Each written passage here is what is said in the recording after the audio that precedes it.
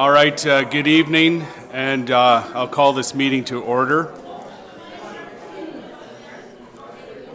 Could I just have the gallery?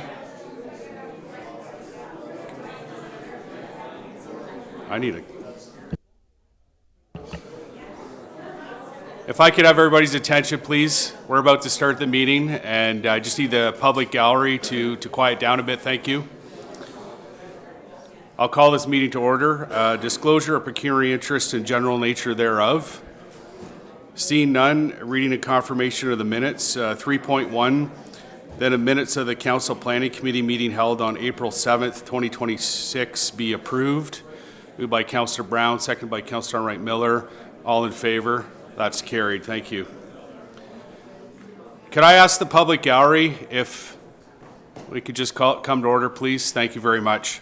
I've got some opening remarks. The public meeting is being heard by the Council Planning Committee, and the public notice has been given in accordance with the Planning Act. The citizen appointees are Mr. Paul Jennings, Mr. Tyler Fenton, and Ms. Sarita Van Dyke, and Mr. John Baltutis. They may ask questions and participate in the discussion to assist in recommendations to City Council, but may not make motions or vote in connection with the public meeting.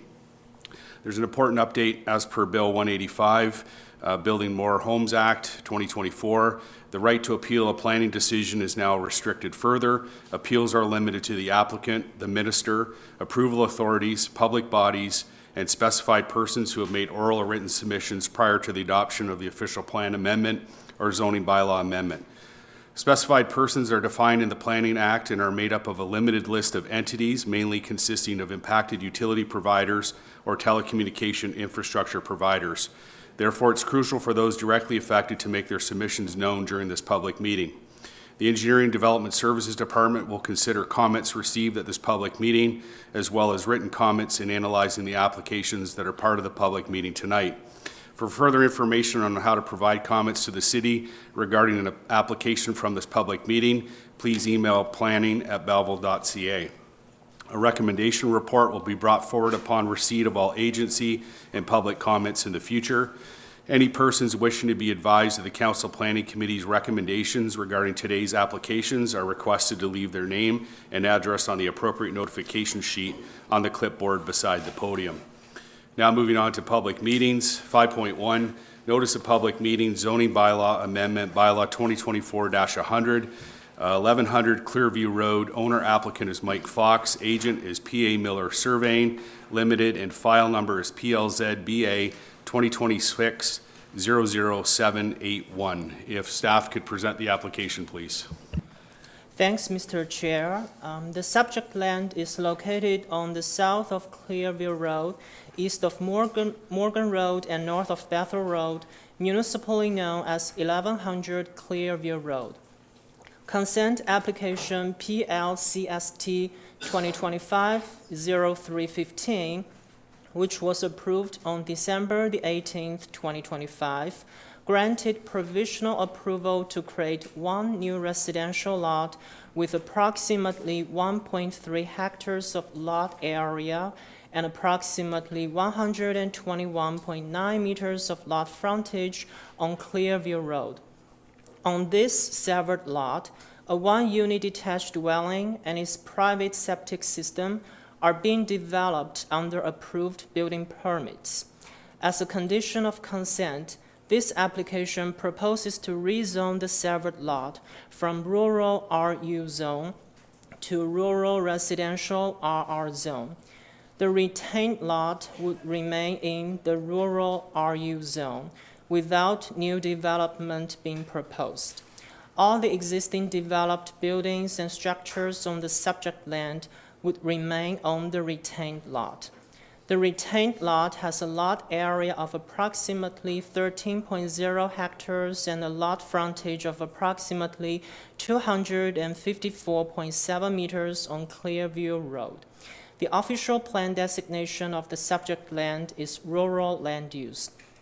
Since the writing of the staff report, the Manager of Operations, Planning and Development has provided correspondence regarding the application, and no concerns and objections have been made. Staff have received no correspondence from the public regarding the application. Staff recommend referring this application to staff for a delegated decision as a bylaw relating to permitting amendments to the zoning bylaw, which are minor in nature in accordance with the criteria set out in Section 45(1) of the Planning Act. Back to you, Mr. Chair. Thank you. Is there anyone wishing to speak to this application? Ask a second time, third time. Okay, I have a resolution that the zoning amendment application number PLZBA 2026-00781 be referred to the regular Planning Advisory Committee for consideration. Moved by Councillor Enright Miller, seconded by Councillor Brown. All in favor? That's carried. Thank you. 5.2, notice of public meeting, zoning bylaw amendment, bylaw 2024-100, 6612 Highway 62. Owner is Mineral Road Properties Incorporated. Applicant agent is Vanmere Limited. File number is PLZBA 2026-0080. If staff could present the application, please. Thank you, Chair. The subject property located at 6612 Highway 62 is zoned Service Industrial Zone and is currently developed with a one-unit detached dwelling and a barn. The applicant is proposing to demolish the existing buildings to facilitate the construction of a motor vehicle dealership, which is not currently permitted within the IN2 zone. As a result, the application seeks to rezone the subject land to Regional Commercial Zone to permit the proposed development. Under the city's official plan, the subject land is designated commercial land use and is located within the North Front Highway 62 corridor and the specific policy area for the Canifton planning area. The application therefore seeks to align an appropriate commercial zone with the property's existing commercial land use designation. At the time of writing this report, staff have received one correspondence on behalf of a neighboring property owner. The comments within the correspondence were generally in support while noting consideration for the owner. This has been incorporated in the body of staff report and has been forwarded to the applicant for their knowledge. As such, staff recommends that the application be referred to staff for a decision in accordance with the delegation of authority bylaw. Back to you, Chair. Thank you. Thank you. Is there anyone wishing to speak to this application? You could just activate the microphone and state your name, please.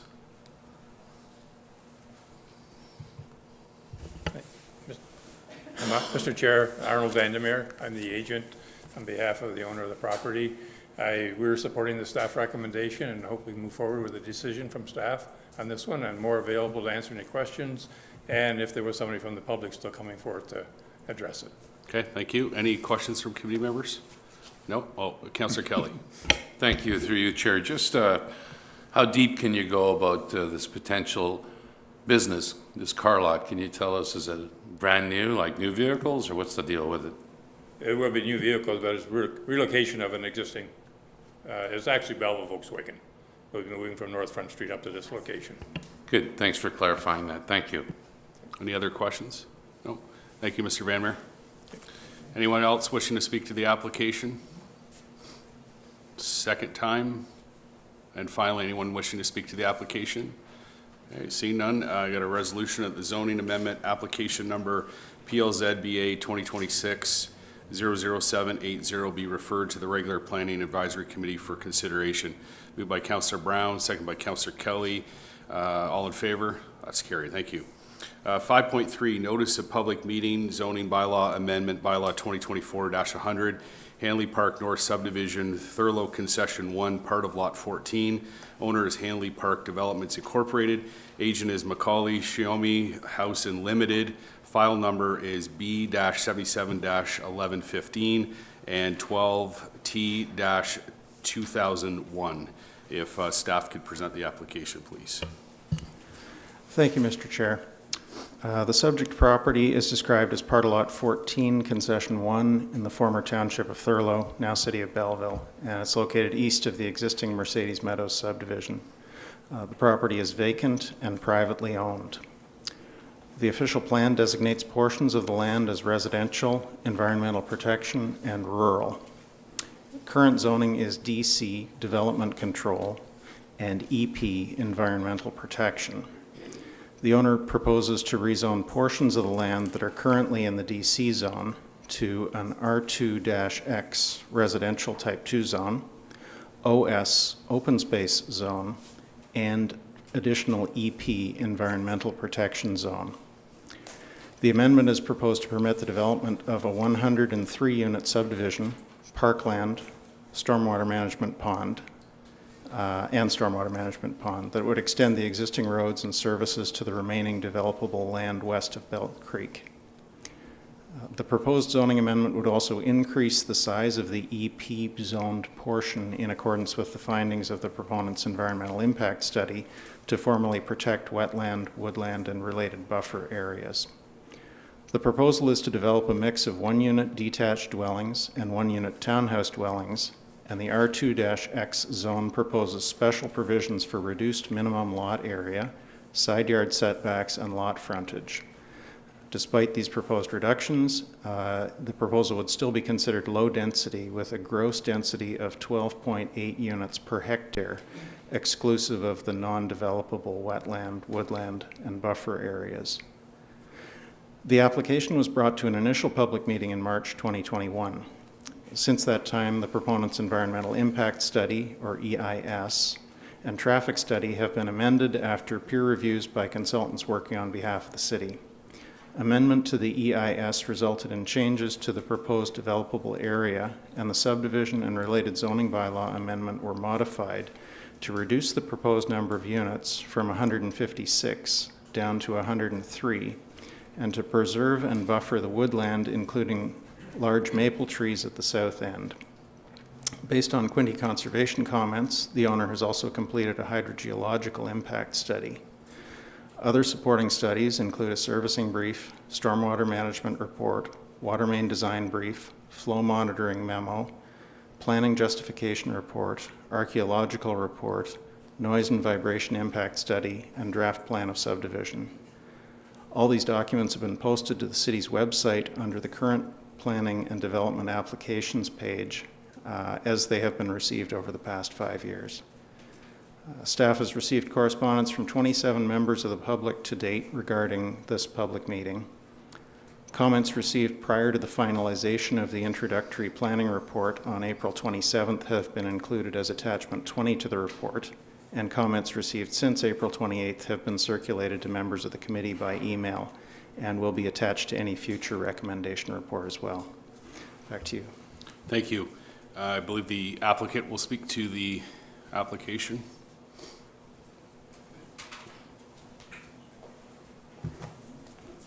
Good evening, Chair and members of the committee.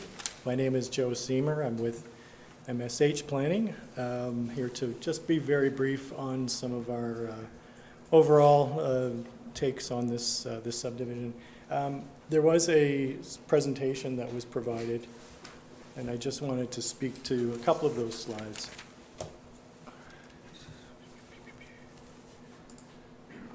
Which one was it? It was none of those. It wasn't this one? No. This one? No.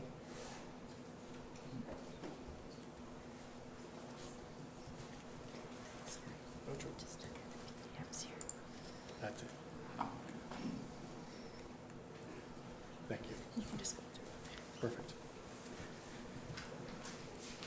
I think we all know what date it is and why we're here. Next slide. So I did just want to overall cover off that the this land was is designated in the official plan for environmental protection and for residential, and this proposal that's before you conforms to that. So that we're not doing anything outside of the official plan. In 2021, the application was complete. In 2022, the revision was provided. What you're seeing here is the 2021 version. And in this slide, I'm just kind of highlighting that about 70% of the land is in environmental protection, and about 28% of the land at that time was for residential purposes, and I included the roads because they do serve the residential, and the rural area that has some type of residential permissions, and so that's a generous 28%. And in the current version, we're showing 77% of the area to be preserved, and about 19 or almost 20%, I think, of the area to be residential. And that is fully within the official plan. We are not doing anything outside of that. In fact, we're actually, being generous and giving back. There are obviously some environmental concerns, as I can tell by the crowd here tonight. I won't run through all of those things, but we understand that our consultants and the peer review consultants have generally agreed that the provisions that we've provided in our report are appropriate, and I think it's been shown that there are no further revisions, and they will stand as they are. I understand traffic has been highlighted as an additional concern. I think our traffic studies are very pointed in showing that traffic is very minor in overall, and with 103 units that are projected here, the traffic shouldn't really be of a major factor. No, everybody's going to be respectful here. Everybody's going to have an opportunity to speak, so thank you. I did sit close to the door just in case I have to get up quickly. Just in closing, I just wanted to highlight that we certainly are within the rights of the official plan. There is nothing outside of the policy that we're really pushing here. We hope to bring this to council for final approval at the earliest time. I'll be here for the remainder of the evening for any questions and happy to assist in any way. Thank you very much. Thank you. Any questions from council members? Seeing none? Okay, thank you very much. So I've got just for the sake of the gallery, I know there's a lot of interest here.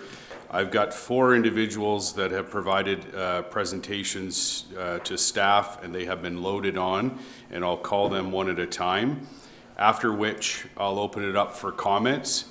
I would say this, I know there's lots of interest. If you hear a comment or a concern that's already been spoken, staff are taking notes today. The purpose of today's meeting is a public meeting. The motions you'll hear today is to refer this from the Council Planning Committee, the Planning Advisory Committee, which will occur right after this one. And then the recommendation in that agenda is to refer it to staff to review everything, including all of the comments here today. So if you hear a comment that's a similar concern to your own, there's no need to come to the microphone. Every single comment will be noted and staff will address. We would just ask, if you haven't already, before you leave tonight, add your name and your address to the sign-up sheet there on the podium in order to be notified by city staff regarding the progress of this application. So with that, I've got Christopher Spencer.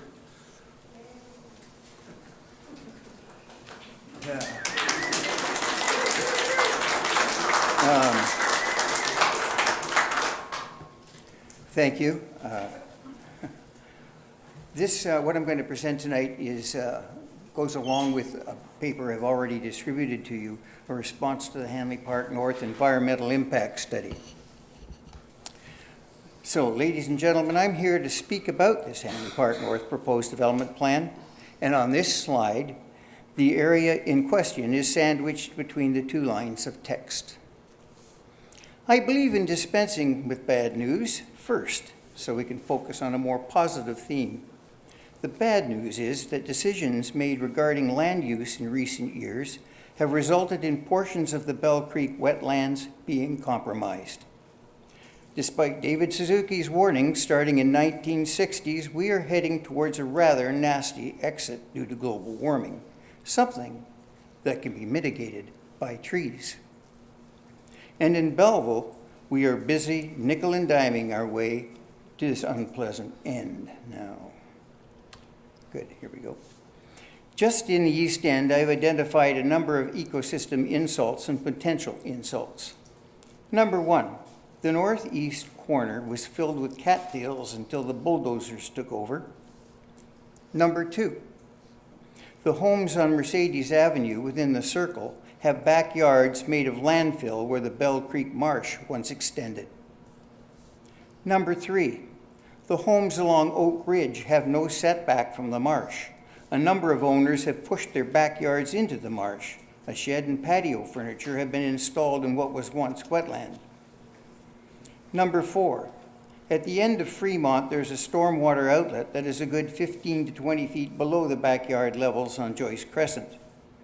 It flows into a very wet area that is part of the Bell Creek wetland, and yet the city has approved a zoning change that will allow the Erin Gate homes to plow this under. Number 5 and 6, the encircled blue areas identify the area the current developers would like to clear cut. Both woodlands have more worth as environmental carbon sinks than a site for more houses, especially considering the amount of development elsewhere in the city. And now for some good news. The planet has a remarkable ability to heal itself. And here in the East End, such a process is underway. But first, these are the aerial photos of the regions to be developed. In the 1948 photo, the blue line surrounds the proposed development site. You can see there are few trees as the site was being used for pasture. You can also see, especially in the 1953 photo, that there are lines of trees crisscrossing the pasture land. As the pastures were originally cleared sometime in the 1800s, rocks were piled up to form fence lines and hedgerows where trees were left to grow. Time marches on. In 1971, the hedgerow trees are clearly visible, along with hundreds of speckles that by 2013 have formed a dense canopy. So what's happening here? Well, the land is healing itself. Those speckles are a species of juniper, Juniperus virginiana, more commonly known as red cedar. They are an important pioneering species, meaning they are first in and tolerate open field drought conditions. One of the features of this plant is that they produce the tough little berries shown on the right. During the winter, many species of birds and animals feed on them.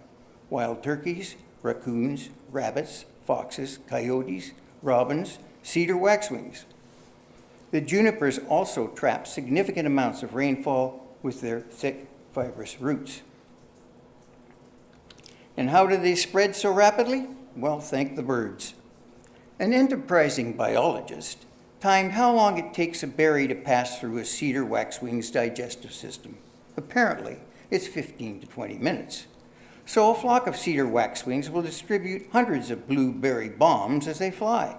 In addition, once a berry passes through a bird's gut, its germination rate is 3 times greater than the same berry just dropped to the ground. So not only do the birds distribute the seeds, they fertilize them as well. This describes the natural healing process of how this area was seeded. As a pioneering species, the red cedars create conditions that promote the growth of other plants, in particular maples and oaks. On the right, you can see the gnarly trunk of an older red cedar. Next to it is growing a thriving young maple.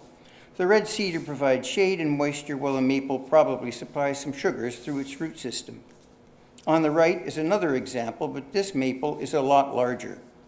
As you know, most plants grow tall and spindly in low light conditions.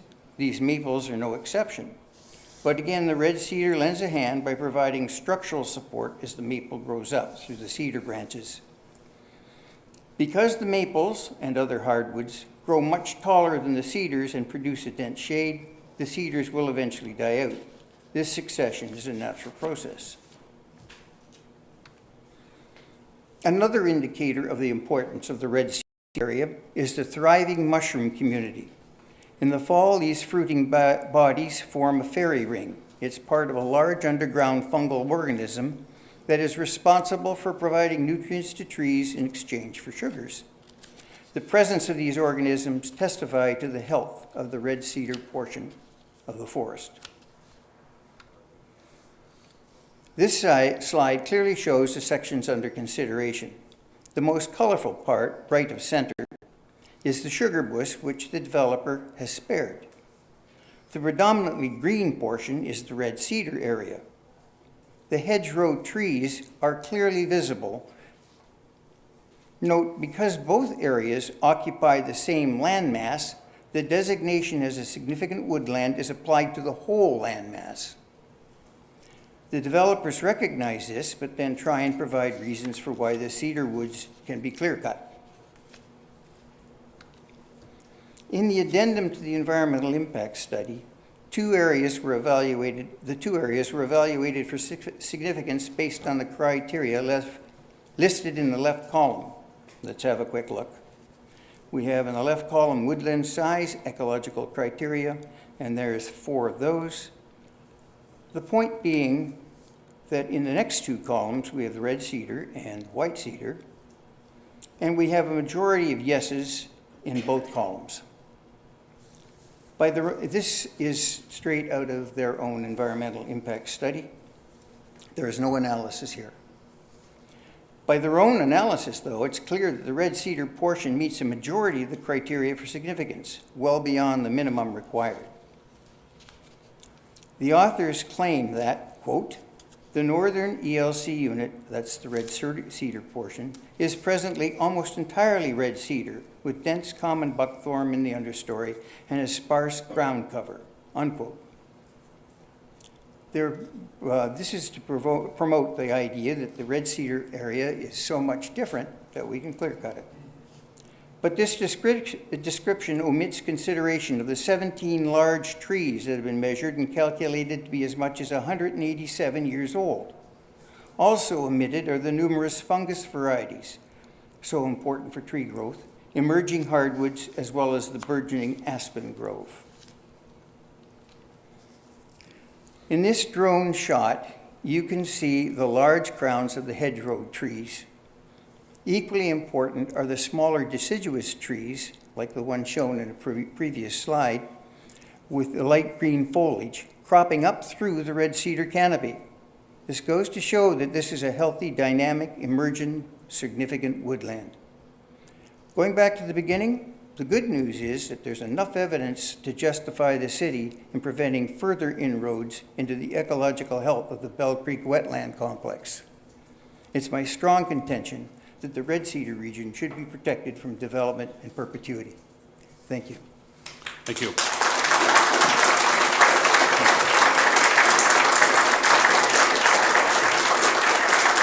Mr. Spencer.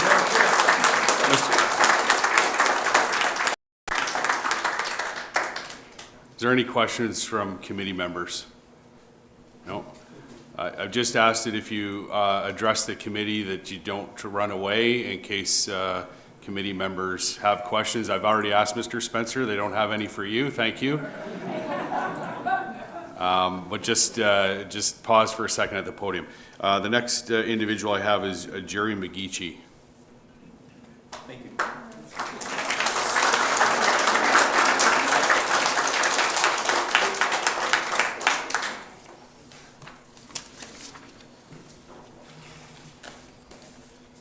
Thank you, staff and planning committee.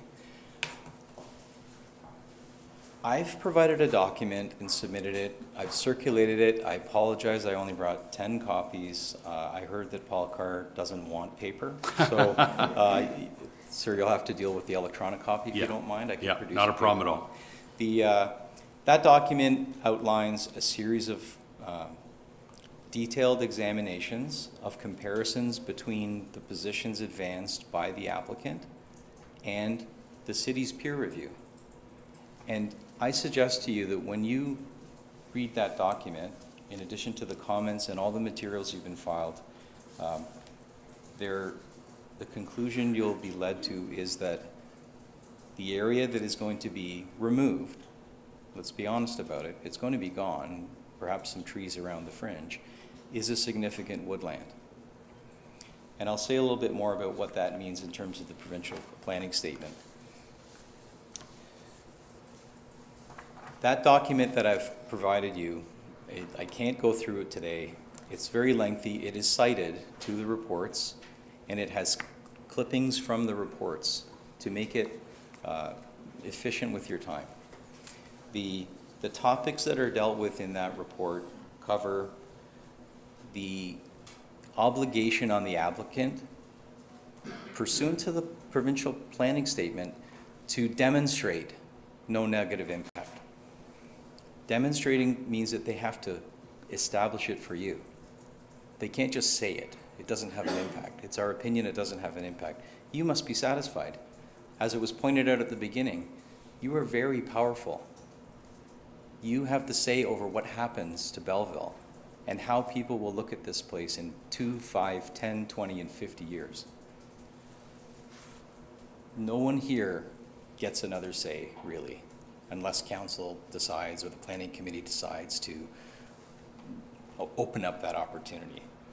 A decision may be made, not at this meeting, but after this meeting, and we won't be around and we won't have an appeal.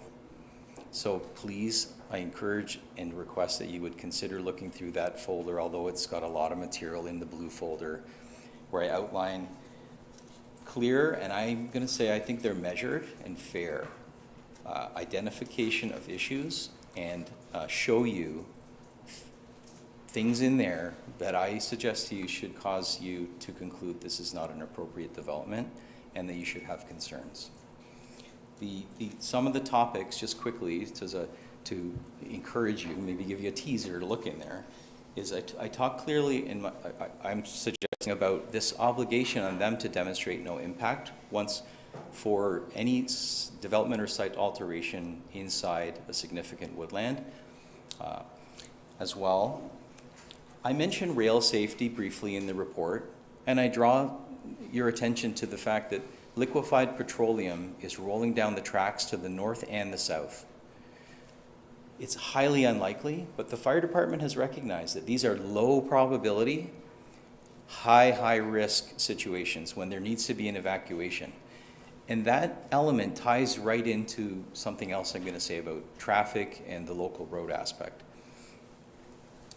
I also deal with traffic volume, and I'm not sort of a tree hugger, okay? I'm here trying to identify things that are real significant concerns, and I'm not saying that people shouldn't hug trees, but I'm trying to be clear and direct and logical with you all, and trying to demonstrate that the material you have and the information you have says that this really minuscule 100 units in the scope of the application tonight for 11,400 more residential units, the West Development Plan. The city can accommodate everything it needs. I've seen the census predictions. And, you know, we need 25 years of planning, I get it. But 11,400 more units are on the table. There are 599 units down at the redevelopment and intensification at the south end of Hague. That's nowhere in the traffic reports or studies, but that's good development if done right. I don't know much about it, frankly, but there's 600 more units coming in there. You've got several applications, and hundreds upon hundreds of new units are being approved. So when you look at the traffic volume, here's the scenario I set out in the document.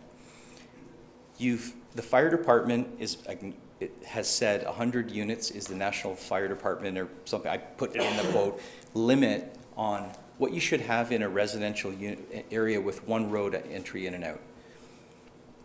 They write a letter saying, well, it's 99, so you shouldn't have any concerns. Okay, so now we're maxing out the very limits that the fire department says is safe. We're at the max. Everyone knows there's an accessory dwelling unit policy. The city is encouraging the new residents of this development, if it goes through, to go above 100. So you're being asked to approve something, at the same time have an incentive program to go into what's unsafe. And this is a developer that initially appears to have had no regard for safety and initially posited 156, as you heard today. So My suggestion to you is that this, when you combine it with rail safety, when you combine it with the massive fire that we had just north of the houses, south of the tracks, where all that styrofoam went up in flames, fires can happen, okay? I'm not here to say it's going to happen tomorrow. It's low, low probability. But nobody wants to be looking backward and saying, yeah, that wasn't too smart when something happens. I was a little kid in Mississauga when there was a train derailment. Many of us may remember the Mississauga train derailment. We don't know what's going down those tracks, but I can tell you there's a lot of liquefied petroleum. I see it all the time in those black, long, skinny cars. So to get briefly, quickly to the presentation I put together, I'm going to suggest to you that if you, and you do know more about planning than I do, but if you read my report, I try to point out that what it boils down to is that in terms of significant wetlands, we can't build on them, and they're not proposing that we do. But they are somewhat cynically, in my suggestion, suggesting that they're giving the city all sorts of parkland, okay? None of that can be developed on. It's swamp, it's marsh, it's under feet of water. So the idea that they're giving the community something is in my view and my suggestion, it's just, it shouldn't even be brought up. It shouldn't be a reason to allow the forest to be taken away, that they're giving us something that they don't really have to give up. The other aspect of that is that in the plan that's being proposed, and this is clearly identified in the Dillon Consulting independent peer review, the practice in Ontario is to put these sort of trails around developments outside the setback. So you do the setback, it's been reduced from 120 down and down and down, and now we're down to 30 meters. They want to put the, I don't want to sound sarcastic, but we're going to put your walking trail to alleviate concerns, but it has to happen within the 30-meter setback. So again, this is the same people that proposed 156 units down in a local road, and we've learned the fire department have concerns. Now they're saying that this walkway, although it's a provincially significant wetland, everyone admits, should be within the 30-meter setback. We know people are going to be tossing garbage, all sorts of human activity. That's the whole reason for the setback. So that's a real problem, and it's clear in the reports. It's clear in the Dillon Consulting response. So in relation to the significant wetlands, as we know, you can't build on them, but you also can't build beside them. The PPS is clear that you can't build beside the significant wetland, adjacent, that's the term, unless it's demonstrated that the development or site alteration will have no negative impact. I know that the law says no negative impact means some bits of impact. It talks about having a loss. The forest will be gone. Zero forest left just doesn't fit with some impact. It's zero, so it is a complete impact. So that's next door to the wetland, but and this is where the wetland is in relation to the tree line, what you're talking about. And this is another shot. So it is right there. But then when you deal with a significant woodland, which might be, the most clear problem with the application, because the other one, the provincially significant wetland issue is a problem, but this significant woodland issue is very clear.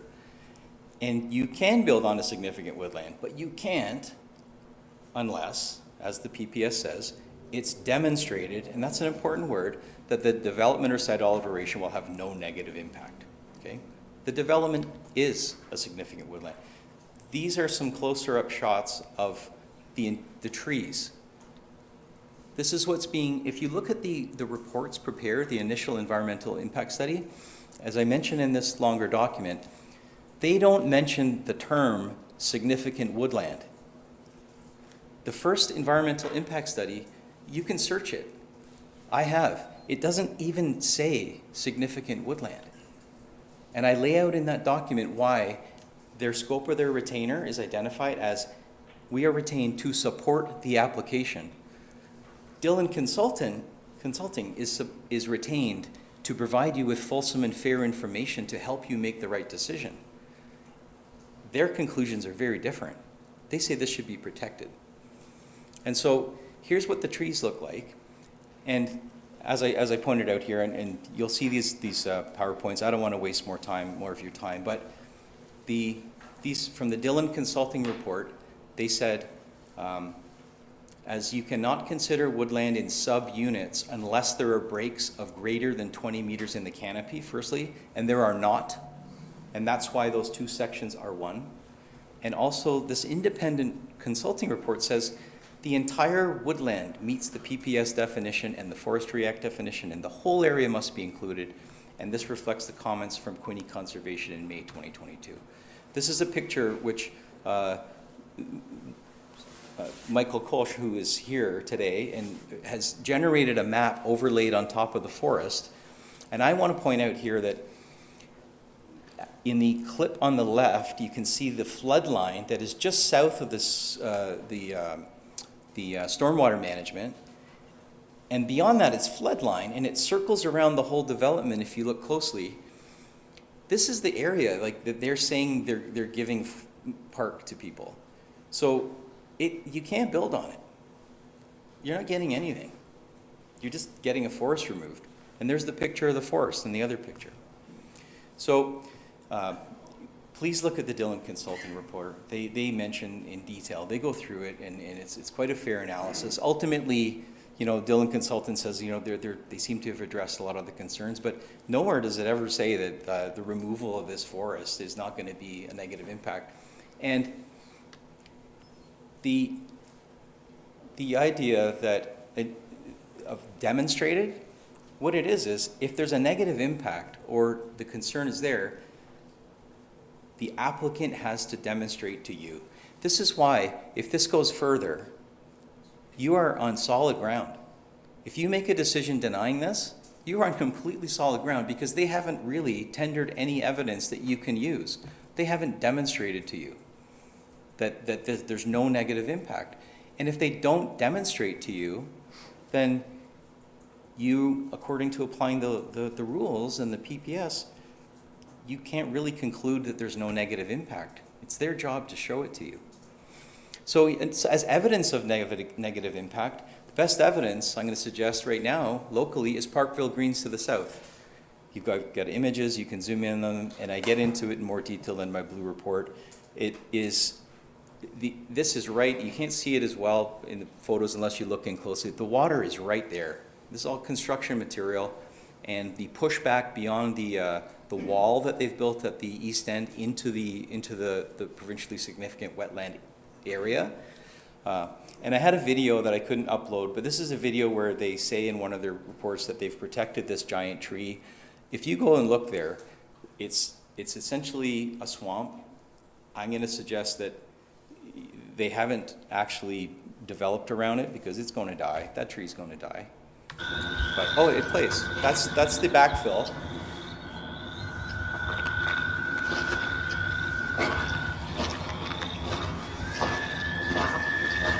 You can hear what's going on there.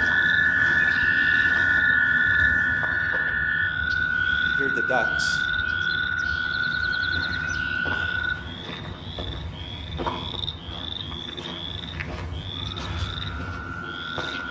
Garbage.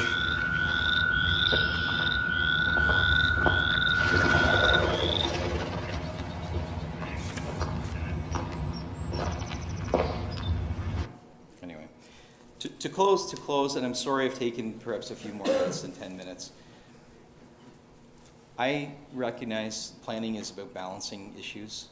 I'm going to suggest to you the provincial policy statement, planning statement, even the city's approach to preserving a community that's healthy and has a natural environment around our residents supports rejecting this application.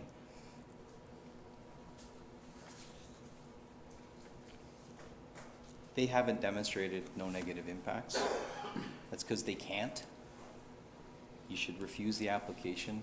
I'm going to suggest to you it's not right, and it doesn't add anything to Belleville. Thank you.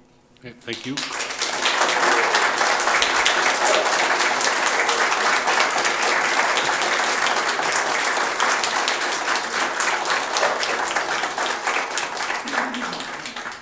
there any questions from committee members? Mr. McGeechee, just remind everyone, just take a pause at the podium so that I can ask the question if there's questions. Ms. Van Dyke. Through you, Mr. Chair, thank you so much to your presentation, Jerry, as well as to Christopher. We really appreciate you taking the time and the effort, and we recognize that there's probably about 75 people or more in the gallery here today that are passionate about this. I think I missed this, but can you introduce yourself, who you are and what you do? I know that I'm assuming you're a citizen part, but are you from a company? What is your background? I was just wondering if you could explain that. Thank you. Well, I'm a resident. I've been here for 20 years. My wife and I live with our 3 children, 18, 15, and 13. We live in the area that Mr. Spencer was pointing out had sort of been plowed into the marsh. So we bought it. We weren't the first buyers, though, but we bought it from someone else. And that's probably why we know about this, because we're proximate to it. But I'd rather not say what I do for a living. I'm not involved in planning. I'm not involved in anything to do with that. I have a job where I wouldn't want to suggest that anything about my role should have any part in this. And, you know, frankly, yeah, so I should just leave it. It's with the government, and I don't want to sort of bring that in here, if that's okay. That's okay. You understand? Okay. Yep. Thank you. Is there any other question? Councillor Kelly.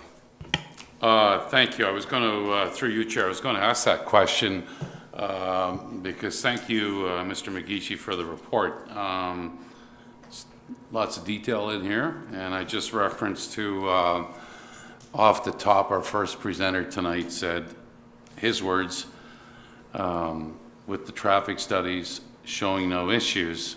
And then on page 46, you referred to the peer review of the traffic study, and you are questioning what traffic would look like if this development goes through. So I too wanted to kind of get a sense of your background because you seem well read. It's a pretty good report, and thank you for doing that. Appreciate it. Is there any? Thank you. In response to on the traffic topic, I was provided with a document today, which you could probably have. It's a yellow piece of paper from 2003, and it talks about the traffic at Parkville South and how it says it would probably be refused because of the traffic volumes that would be flowing there, the way that they had wanted to design the roads back then. I leave it with you on that. I can't really understand what was going on back then, but it's defined as a local road. It's supposed to be about 100 cars max, and when you add accessory dwelling units, I don't think the traffic studies really compare. They don't really compare to what you're dealing with there on Mercedes and Tessa. Okay. Is there any other questions? And I remind committee members to pose questions to the material or the presentation. Councillor Wright Miller. Thank you, Mr. Chair. And thank you, Jerry and Christopher, for your presentations. It's I think they wrote a song about this. They paved paradise and put up a parking lot. I appreciate the information. You did a great job with your presentation and all the information to let us get to a conclusion on this.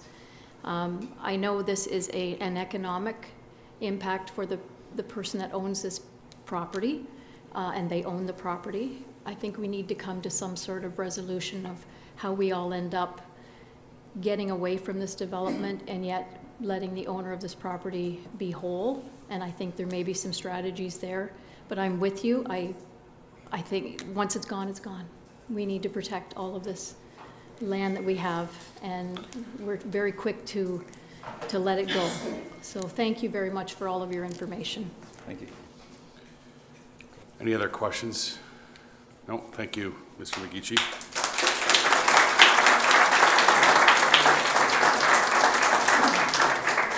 Just remind committee members to pose questions to members of the public as part of this public meeting. We have Lori Borthwick is next.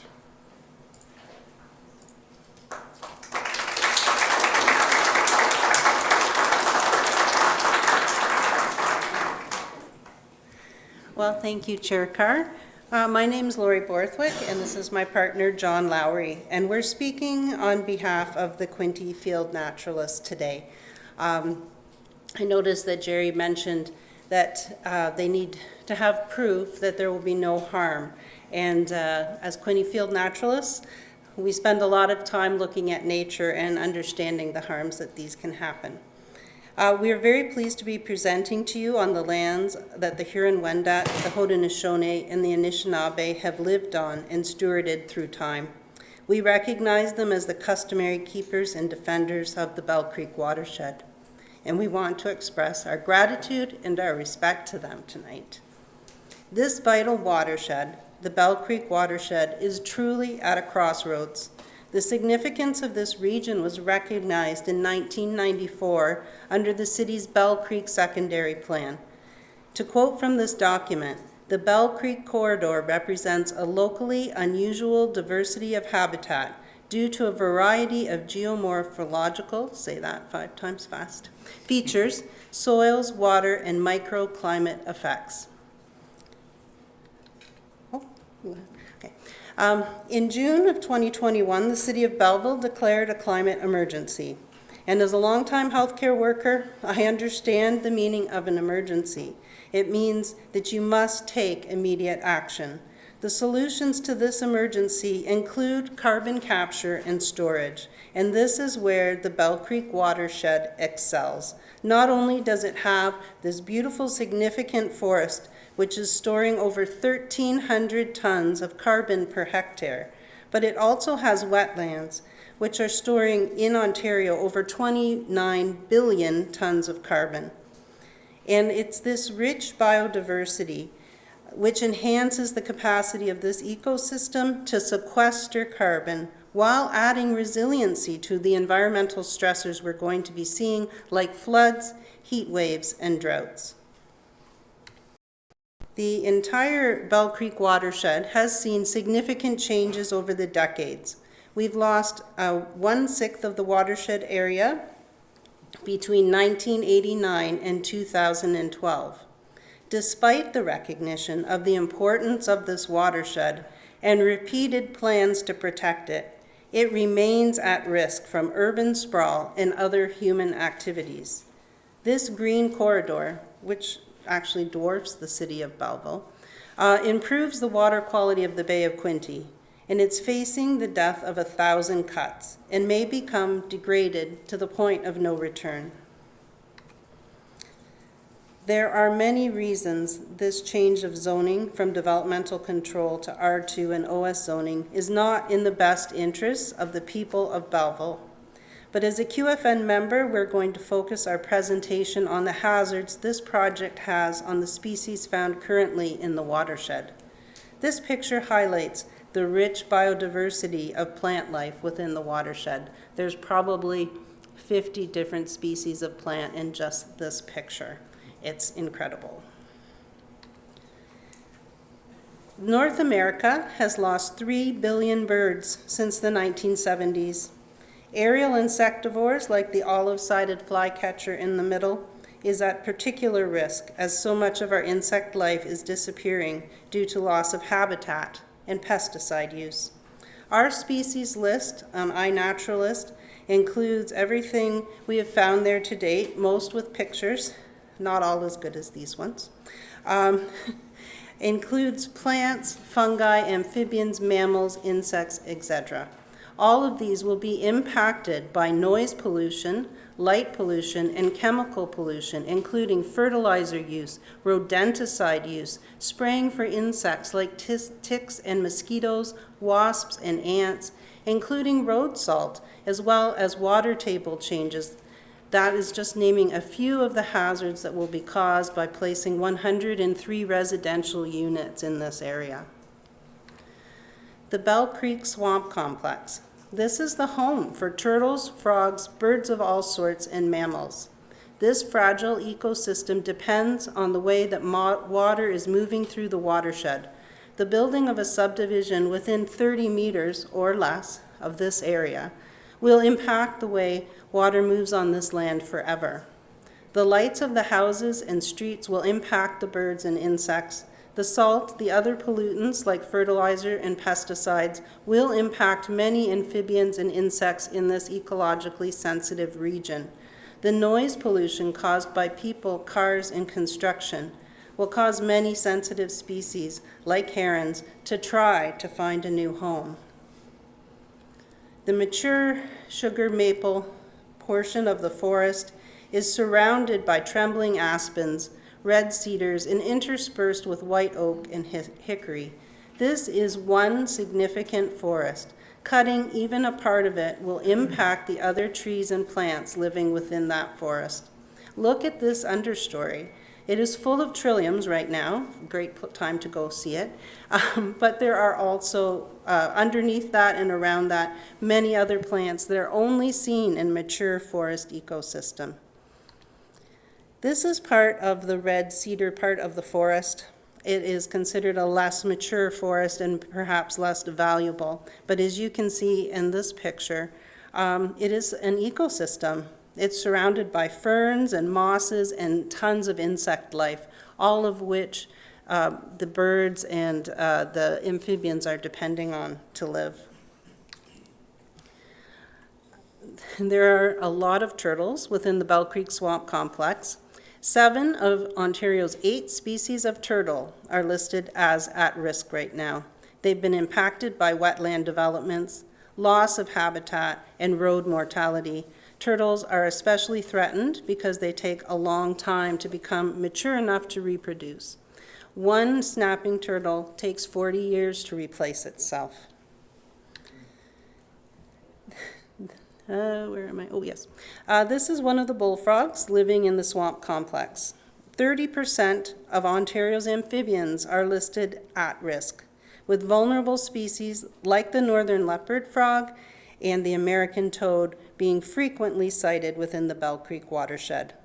The main threats to frogs and all other amphibians are the loss of habitat, pollution as they're extremely sensitive, road mortality, and changes in water levels.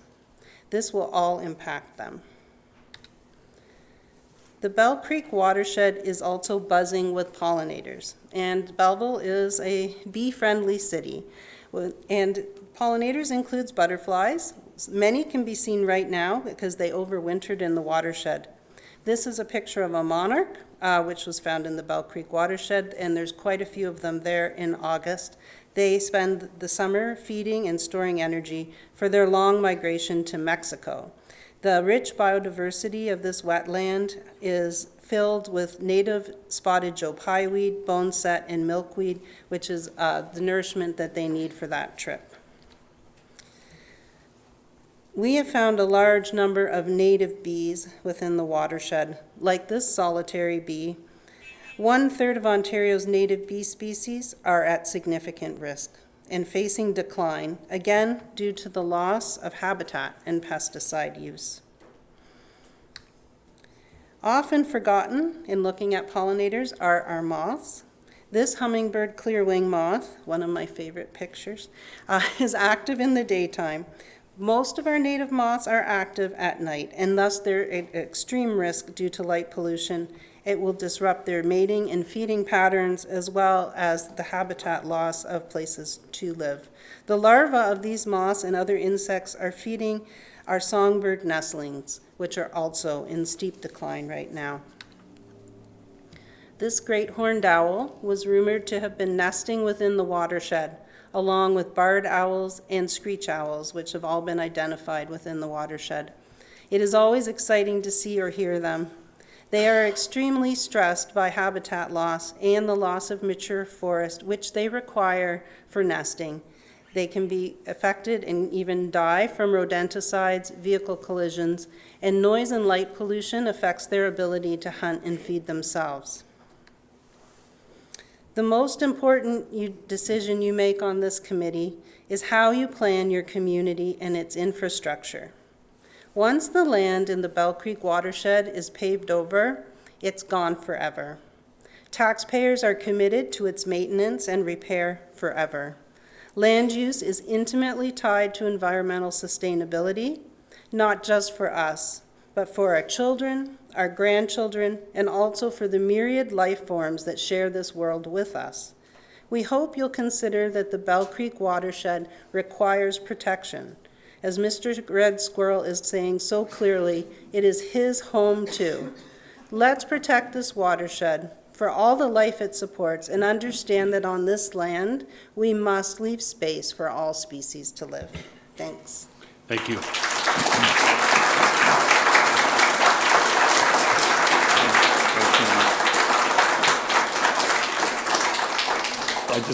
I might mention that all the photographs that you're seeing are taken in the Bell Creek watershed. Thank you. Any questions from committee members? Councillor Brown. Thank you, Chair. Lori, to you and John, thank you for your presentation today. I'm curious to know, over the course of the last 5 to 7 years, whether there has been a decline in the animal population, but that's not exactly correct, but you understand where I'm coming from. Yeah. Sorry, have you seen a decline in the last 5 to 7 years in this area? Overall in this area, yes, there's places like Ontario Nature that have directly looked at the changes in populations to birds especially. But I can say for John and I, the first year that we were in taking pictures, there were northern leopard frogs everywhere. Like, we would laugh because we're like, oh, there's another northern leopard frog. They were everywhere. And they are much rarer now. They've definitely been affected. There's multiple reasons for that, but they're extremely sensitive to things like saline, salt, road salt that we use for our sidewalks and our roads. Mm-hmm. They're extremely impacted by pesticide use as well. Thank you. Yep, go ahead.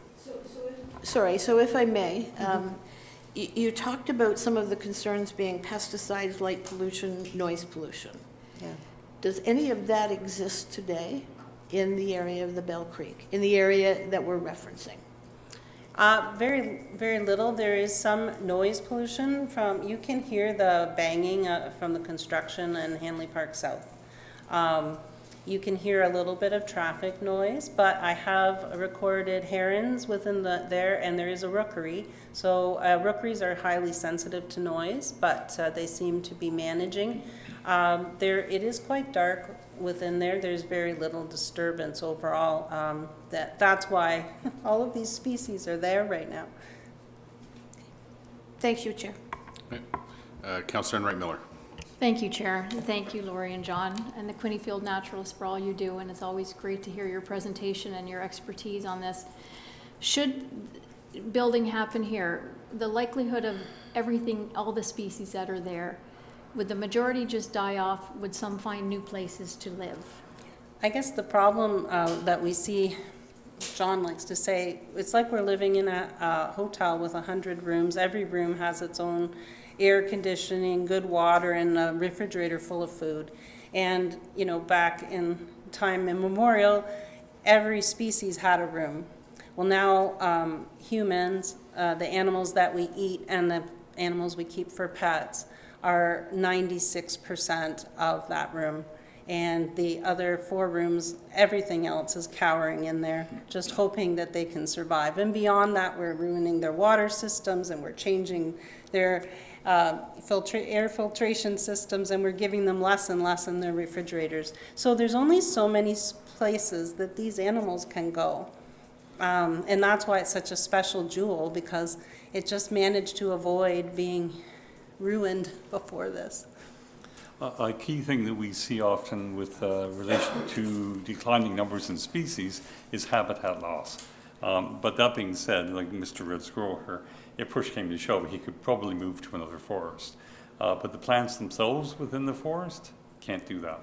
And so as you reduce that more and more, you're seeing these species getting closer and closer to, in some cases, extirpation or extinction. Councillor Kelly.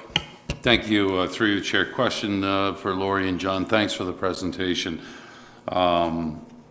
So the Quinte Field Naturalists, strong voice for the environment, wetlands.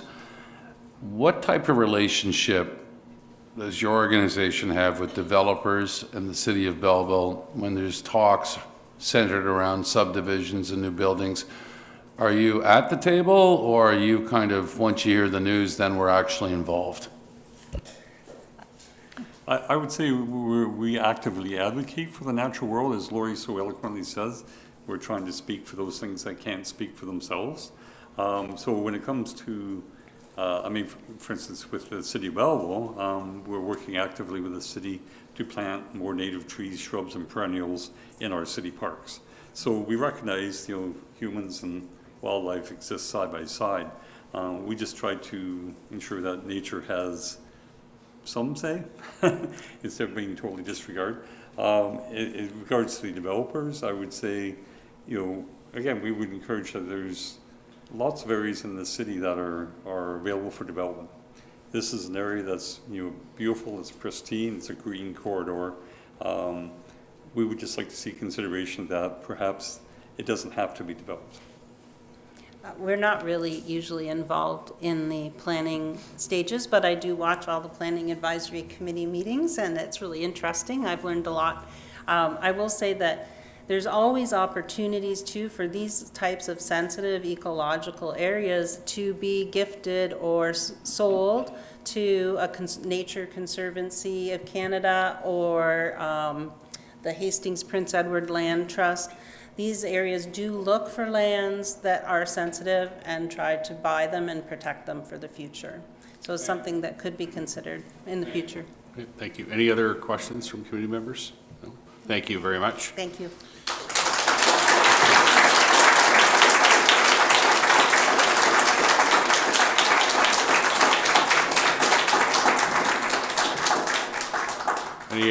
So I'm going to open it up, and again, if someone speaks to an issue that's already been identified, there's no requirement to repeat it, but I will open it up now if there's anyone else wishing to speak on the application.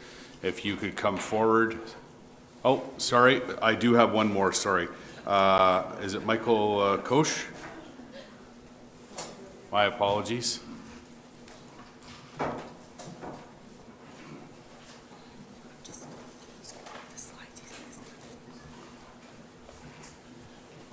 Good evening, Mr. Chair, members of the committee. This is Michael Koch. This is his presentation. My name is Richard Floyd. I'm going to assist, if you'll permit me, to be the voice, as it were, for Mr. Koch's presentation. He's a little bit under the weather today and is asking for my assistance. Mr. Koch and his family live on Tessa Boulevard. Myself and my wife also live on Tessa Boulevard. That's our interest here today. I have made my own submission. That's before you for your consideration.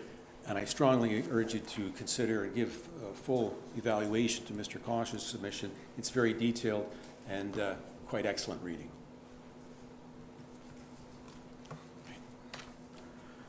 Thank you for the opportunity to speak on this application, Mr. Chair and members of the committee.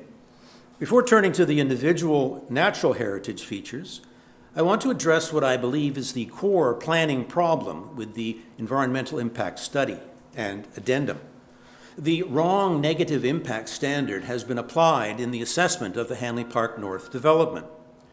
Mikulski-Nielsen's conclusions of, quote, no negative impacts, end quote, relies on the 1996 provincial policy statement definition that uses loss of a feature to its ecological functions as the standard.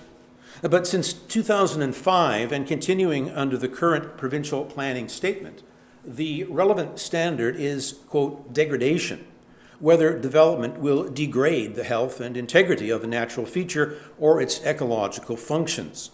For clarification, the Ontario Land Tribunal has treated degradation as the, quote, deterioration of the natural feature, end quote, including habitat loss, species displacement, reduced connectivity, and loss of ecological functions. The issue is then whether that degradation threatens the feature's health and integrity, its condition, its wholeness, its function, and integration with other natural features, while also considering cumulative impacts and its current and future role in the surrounding natural heritage system. Once the correct standard of negative impacts is applied, the problems become obvious. A significant woodland can be degraded before it is entirely lost. Wetland features and functions can be degraded before the wetland disappears. Significant wildlife habitat can be degraded through fragmentation, displacement, road mortality, predation, and pollution, including light, noise, dust, and pesticide. These are not abstract issues. They are examples of degradation. Crucially, Mikulski-Nielsen, in its response to Dillon's peer review, explicitly states that, quote, the measures recommended with the environmental impact study, addendum, and this response matrix are intended to mitigate the impacts to the Bell Creek provincially significant wetland. Now, this is important because it suggests that mitigation was not actually assessed for the significant woodland, significant wildlife habitat, or habitat of endangered and threatened species. Not only was their assessment standard incorrect, their claims that there would be no negative impacts on the significant woodland and wildlife habitat were baseless. In this regard, provincial guidance is clear. Where mitigation cannot prevent negative impacts on natural features or their ecological functions, the application should be refused. The proper consideration is whether the natural features and their ecological functions will be degraded if Hanley Park North is approved. On that standard, the conclusion of, quote, no negative impacts, quote, is not supported by the evidence provided by Mikulski-Nielsen. This does not support approval by this committee or council, with the greatest of respect. Now, I want to focus on 4 examples that provide context to this opposition. The natural heritage system as a whole, the significant woodland, significant wildlife habitat, and adjacent lands and buffers. Number 1, a long-standing natural heritage system. Starting in 2014, the provincial policy statement established the need for municipalities to identify a natural heritage system, and in section 2.1.2 sets out the requirements that these areas should be, quote, maintained, restored, or where possible, improved, end quote. The environmental impact study and addendum repeatedly treat the natural heritage features as if they are isolated from one another, but that's not how this site functions ecologically. The woodland, wetland, and wildlife habitat function together. A 2001 study, partly funded by the city, identified the Hanley Park North area, including the entire significant woodland, as part of that system. This was reaffirmed through the 2015 Lower Trent Conservation Authority Natural Heritage Study, which informed Belleville's official plan, natural heritage mapping. The subject site has also been determined to be in the top 10% of land in Belleville in terms of its ecological value.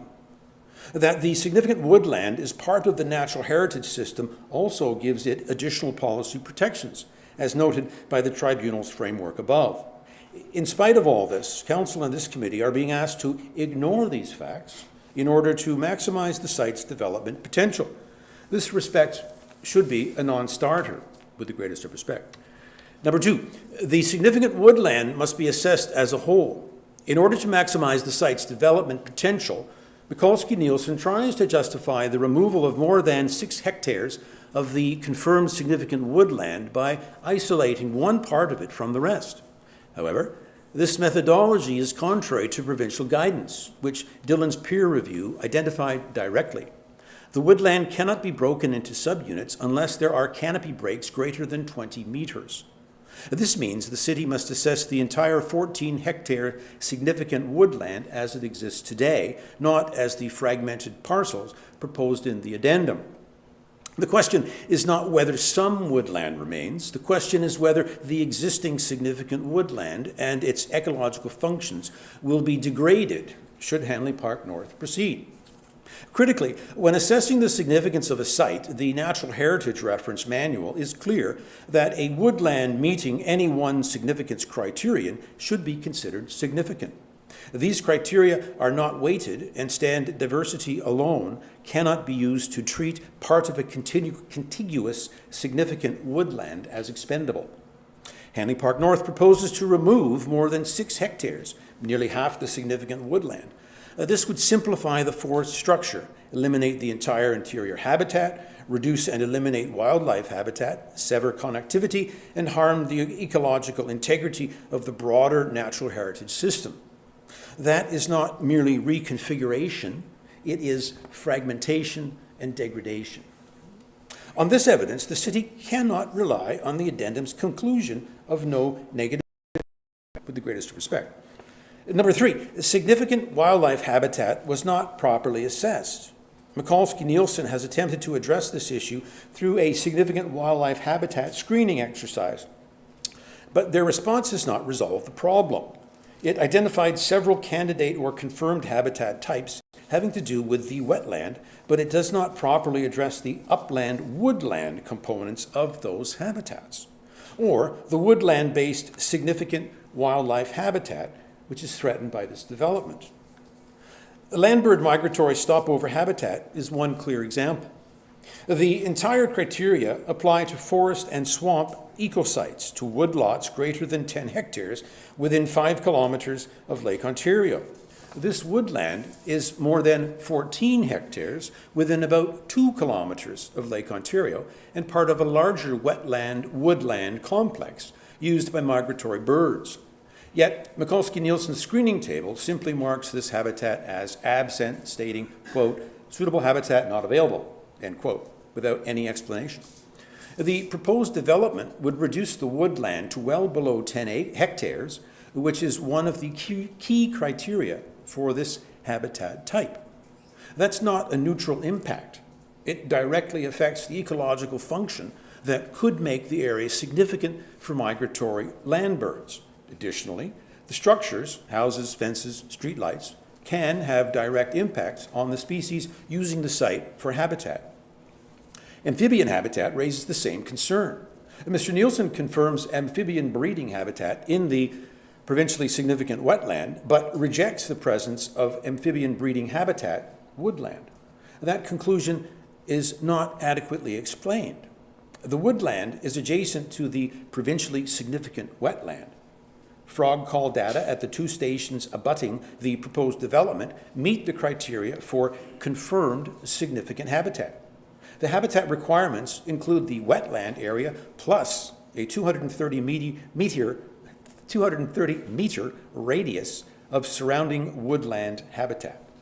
That 230 meter radius extends directly into the lands proposed for development. This is especially concerning because the 2020 Environmental Impact Study already acknowledged that negative impacts on the provincially significant wetland and its functions would be unavoidable, including mortality of wetland fauna such as frogs. Based on the information before the city, the significant wildlife habitat issue has not been resolved. There are unexplained omissions of candidate habitats, no assessment of negative impacts on the habitat with upland-woodland components, and no demonstration that the proposed buffers would avoid potential negative impacts. Absent this information, Mikulski-Nielsen's conclusions cannot lead to a planning decision that the application is compliant with the provincial planning statement. Number 4, buffers and adjacent lands, 30 meters is asserted but not demonstrated. So lastly, the addendum repeatedly relies on a 30-meter buffer, but the buffer width and its ability to prevent negative impacts is asserted but not demonstrated. Furthermore, the provincially significant wetland was the only feature where negative impacts were assessed, even if incompletely. Potential impacts on the significant woodlands and any significant wildlife habitat and mitigation measures to avoid them were not assessed. Buffers are supposed to be dictated by the sensitivity of the feature, the ecological functions being protected, and the nature of the adjacent land use. Here, the 30-meter buffer to the provincially significant wetland was determined before the hydrogeological study had even begun, and before any significant wildlife habitat screening that identified potential habitat constraints. A buffer cannot be said to prevent negative impacts when impacts have already been acknowledged as unavoidable and other impacts have not been fully evaluated. Further, there's no proper assessment of the impacts from the proposed development within the 120-meter adjacent lands to the provincially significant wetlands, the significant wildlife habitat, and other significant features. The relevant planning question is whether development within adjacent lands has been evaluated, and if it has been demonstrated that there will be no negative impact.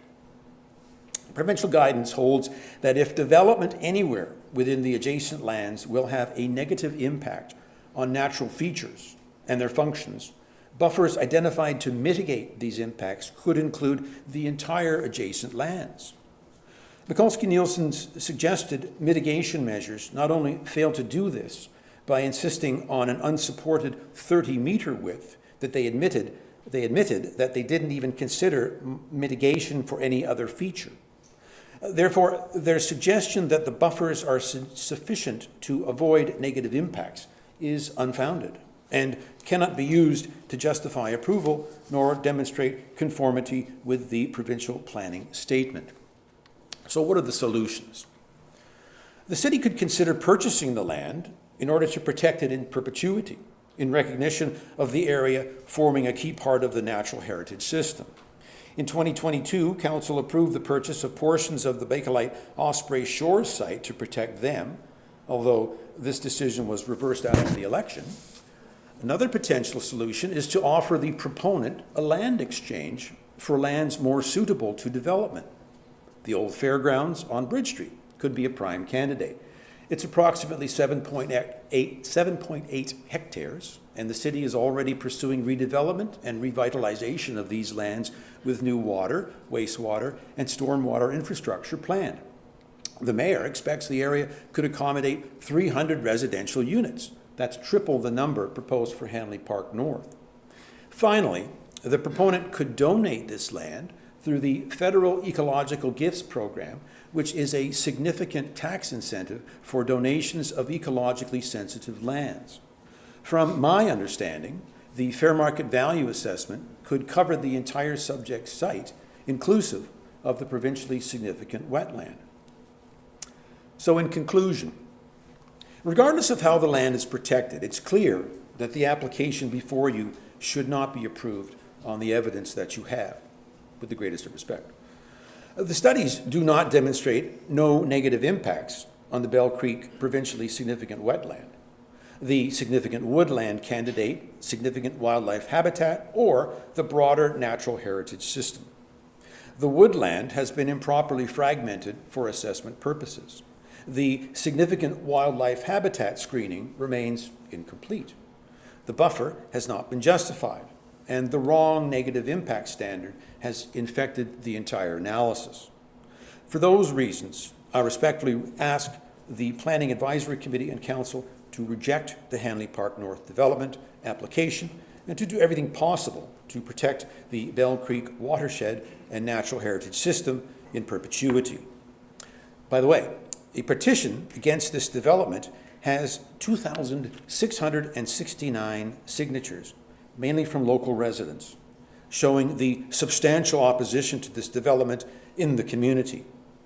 Natural areas like this area are increasingly rare in Belleville and right across the province, which is why action needs to be taken today to protect what remains for the future. Thank you.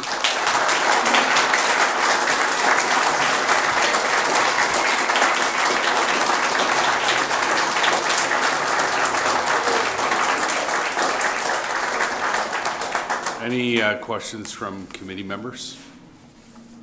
No, I don't. Ms. Van Dyke. Through you, Mr. Chair. Thank you for that presentation. Just to confirm, you said that there was over 2,000 signatures. Are these, you said including Belleville residents? Yes. Or is it mostly or all Belleville residents? Or Bay of Quinte even residents? Because it does affect. Yeah, it was primarily, I was focusing on Belleville, and so that represents 40%. And then if I brought it out to Quinte West, it could go easily up to half or more. Okay. But I just was keeping it within Belleville and Corbyville and Canada, based on their declarations. Perfect. And what percentage of that would be outside of this entire area? Oh. Then Like outside of, let's say, Kingston to, No, outside of King, I mean, again, I can't speak to it because I was just, Okay. I was looking at the overall area. but it and then is specific- primarily, 95% plus is from this affected area? 95%? I'm not, no, I wouldn't go so far as to say that. Okay. Is it 40%? I would suggest you 90% because the signatories are obliged to put an address where Okay. where they're residential. I can confirm, sorry, I don't know if you can hear me okay, but Yes. I can confirm once I go and filter the spreadsheets. I can print off or an export a list. That's good, thank you. I have one more question. This question I think is for staff. And forgive me because. We can refer to staff for the second portion. Okay. Actually, sure. Okay. Okay. Any other questions to the presenters? No? Thank you very much.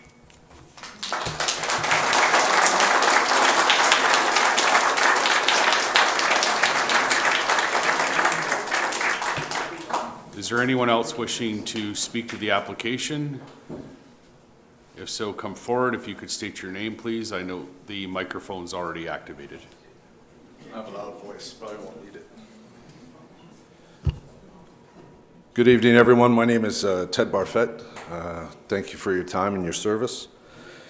I don't have a presentation, but I have a 6-year-old, and he asked me to come and make sure you don't cut down the trees, so here I am.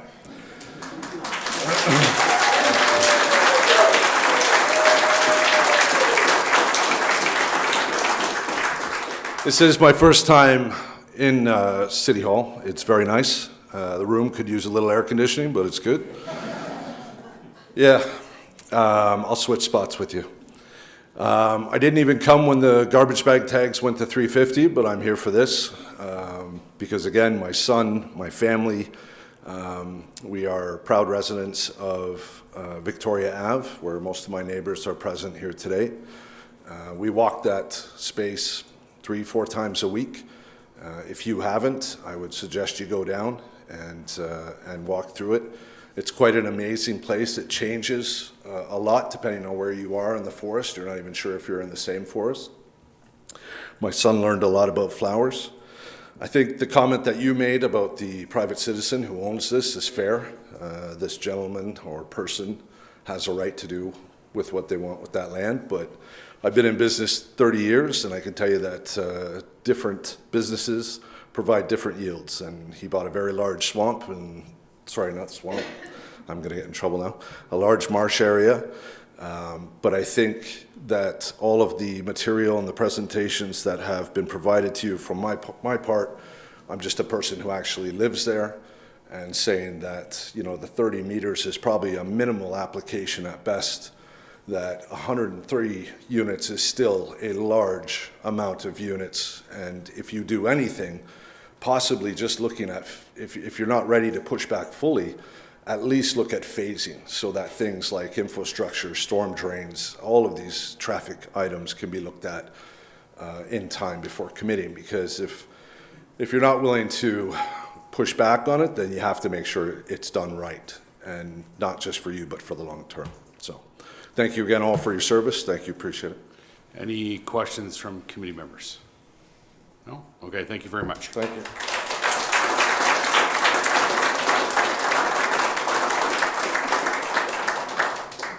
Anyone else wishing to speak to the application? Yep, come forward. Yes.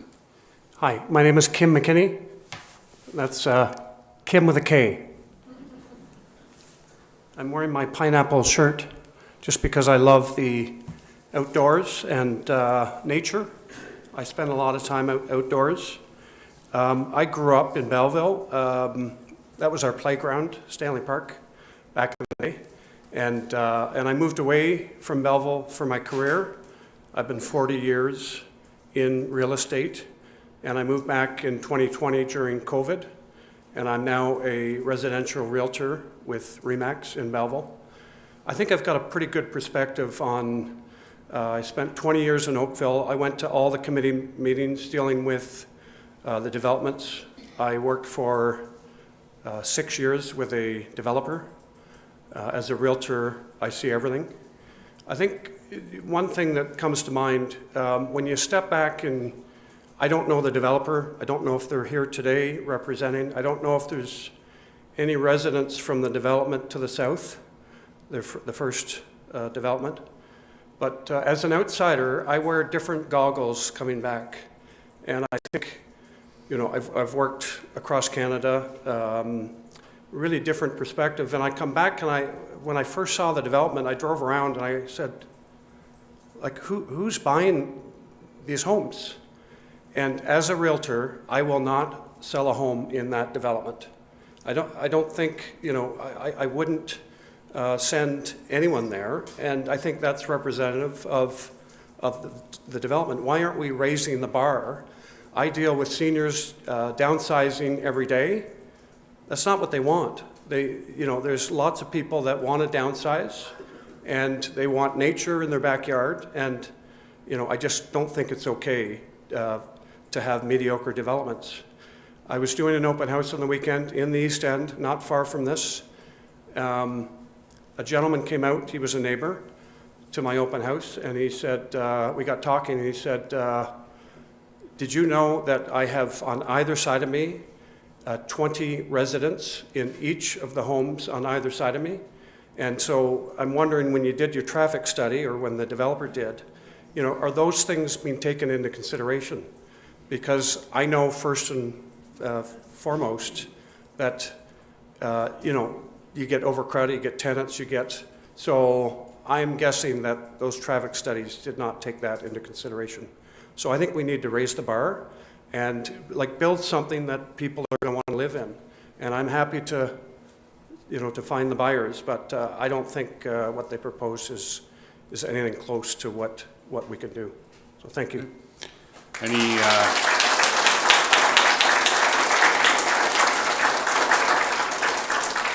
Any questions from committee members? No. If anyone else would like to speak to the application, the microphone's still activated. If you could state your name. I thought maybe somebody should just state the obvious. First of all, you're very brave. You're very brave. But you came and you said your piece, and I vouch for you on that. Yes, it is obvious. There's two sides of this. One is money, tax dollars, and the other one is money for the developer. And in both cases, you want to monetize what's there. And it probably is looking pretty good from your perspective. Nice amount of taxes. And your client has owned that for probably quite a while and said, I'd like to get on with it. And okay, we're talking a fair chunk of money. But I did a lot of reading. You know, I could have just asked Richard when I was walking the dog for quite a bit of what I found out. But every last tree in that swamp, marsh, wetland, whatever you want to call it, is so valuable from the perspective of our environment and us suffering through the hot summers that get hotter every summer. And I think there's obviously a lot of really smart people in here. I think we're smart enough to have learned a little bit about some of these really basic things beyond what we just learned in high school, college, university, or whatever we've seen on the Wildlife Channel. Those trees are really, really important. The roots of one of those big trees that somebody back here said she chained herself to, they hold and absorb so much water. That's what we need. That's what we need. It's sort of, I guess, that also is what helps us not to have a flooding situation. So I live on Spruce Avenue. I'm probably the newest, maybe I might be the newest person here, but behind me, it's commercial, and somebody came in just one day, I hear, and it just all went to hell in a handbasket, and all the trees went. But I'm not even considering that. In fact, I wouldn't mind if somebody built behind me, except I'd like to see the trains.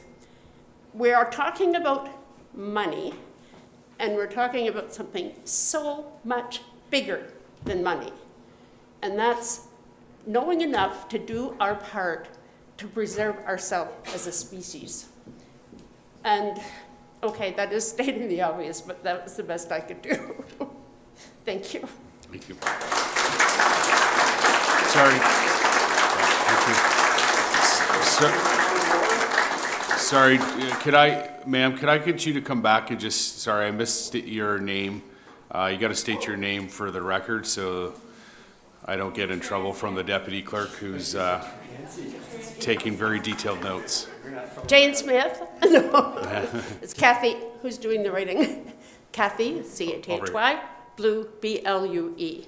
Okay, thank you very much. Okay, and I live on Spruce Gardens. Yeah, thank you. Just love it.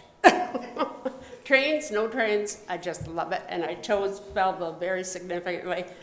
I'd like to say I'm so proud of Belleville Council because they made a decision for the future, not right now, because it really is about the future.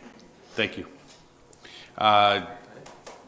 Yep, if you could state your name and then the podium's yours. Yeah, I'm Steve Vardy, and I live on 76 Oak Ridge Boulevard, actually, which is really close to Oak Ridge and Hague. And I was here last time when they're going to put in that whole Tessa Boulevard thing and looking at it. And there's 2 four-way stops there. One of them is where Hague Road meets Oak Ridge Boulevard, and the other one is where Spruce Gardens meets Oak Ridge Boulevard. In the original plan, there was no four-way stop supposed to be there. That's supposed to be a main thoroughfare to go around down by the railroad tracks, right? Somebody in their infinite wisdom decided to put four-way stops there. And now I walk down to the corner where the mailbox is, and probably every other day there's a cop sitting there, and he just sits there and waits for people to roll through that four-way in a north-south direction because he gets his quota on tickets. So for our neighborhood, it's already dangerous, right? And somebody decided to put four-way stops there. And now I talk to the cop on a regular basis because I go get the mail. And then we talk about how he's getting lots of tickets and whatever. So that's just an ongoing thing. It's only going to get worse once you start getting more people coming out of Texas. They don't stop there either. They just roll through. Sorry. All the time. Sir, Yes? if I could get you to address the committee. Yeah, thank I'm you. sorry. That's Yeah, good. so anyway, like that lady said, they just roll through constantly. I could stand there with a camera and take a picture of like every other car just rolls through because it's actually, it was a dumb decision to make it four ways and it wasn't supposed to be originally. Now if you put a whole bunch more people over on the east side of the Hague, it's just going to get worse. And someday somebody's going to get hit or worse at that corner. I've heard wheels squeal in it.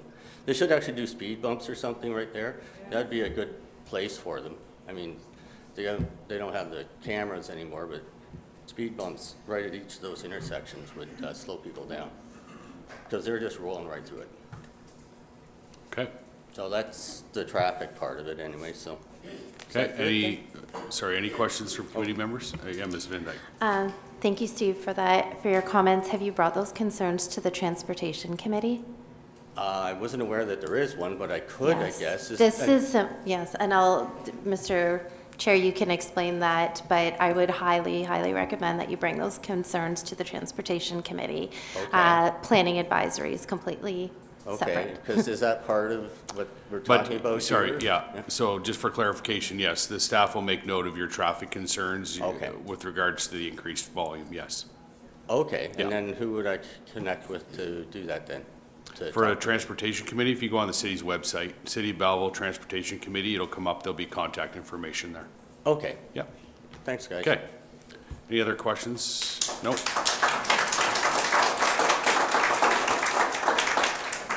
If anyone else would like to speak to the application, if you could state your name. Hi, I'm Beth Cortland, and I live on the other side of the CP tracks. But for 27 years, I have cross-country skied all through the Bell Creek area. We've walked it. We take the dogs all the time. I can't tell you how many people I know in here, first name, their dogs' first names, because and the trails, the wildlife, the Trillium right now are absolutely a sea of white. They're beautiful.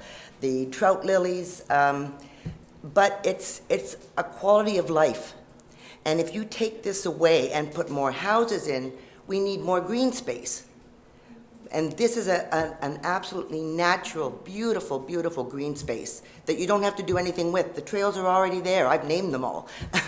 They're gorgeous. When we can cross-country ski and go in there and do 5K and just enjoy being out.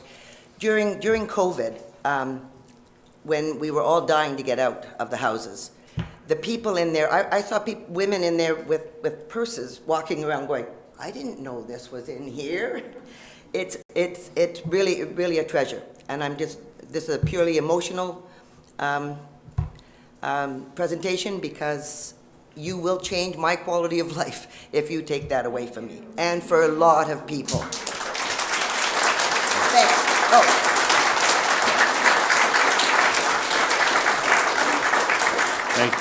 Thank you. Is there any questions from committee members?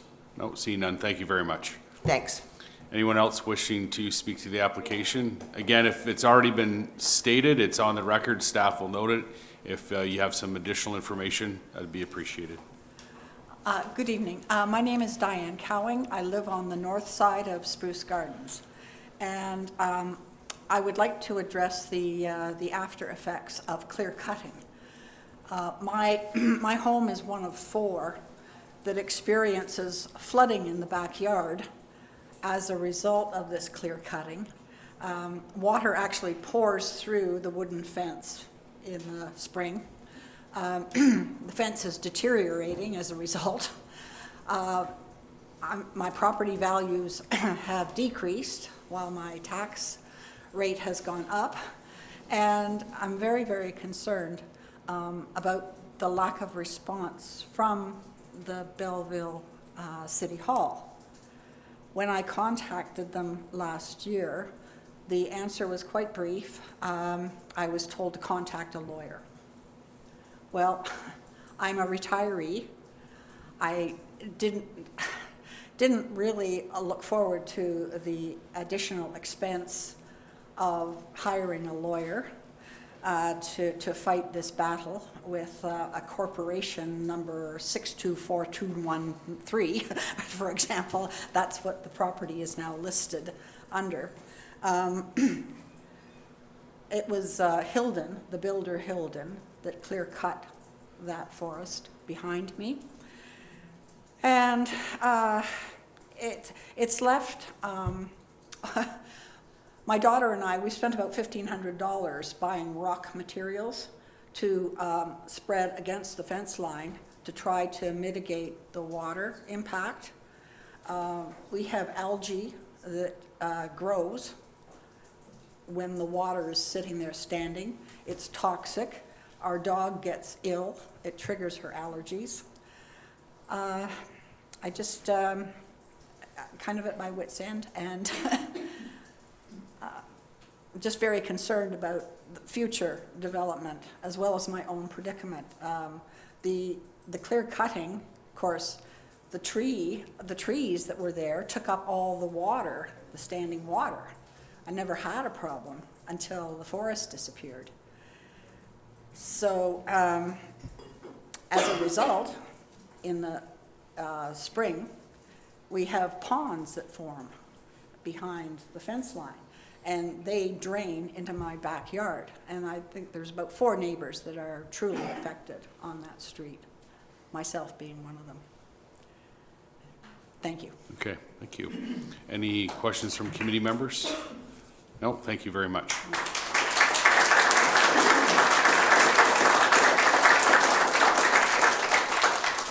Anyone else wishing to speak to the application? Yeah, if you could state your name, please. My name is Michael Roussakis, Roussakis. And my observations in, not just in this area, but in many, is that these kinds of ecosystems tend to get squeezed and squeezed to the margins by urban development, with margins so thin that the ecosystem itself becomes dysfunctional. Now, I was an ecology teacher. I'm a retired high school teacher. Ecology was one of my favorite subjects. And one thing I always taught to my students, which is one of the essential principles of ecology, is that everything is connected to everything else. You can't put this development in without damaging this ecosystem severely. And this ecosystem is significant. It's not just that portion of wet stuff, but it's the woodlot, the woodland that is right next to it as well. They work together. You can't change one without severely damaging the other. Just as a couple of little examples, the wood frog, which you will hear in the marshes today, in the wetlands, nests or will lay its eggs in the water, but spends most of its life on the land in the woodland. The wood duck rears its young in the marsh, but the wood duck makes its nest in tree cavities. The young fall out, they go into the water.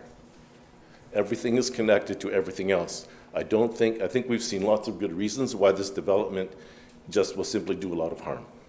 So please reject it. Thank you.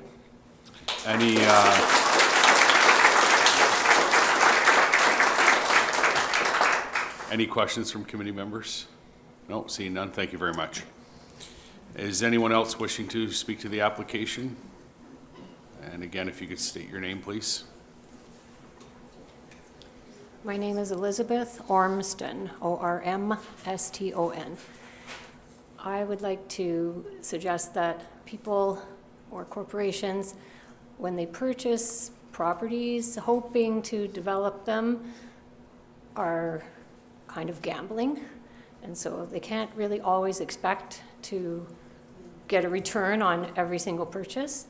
But I would like to remind people that Lori Borthwick mentioned the option of selling a property to a land trust or to the Nature Conservancy. So that would be potentially an option for this owner to recoup some of the money that they used to speculate on the hope that they would gain a lot more financial benefit by a development.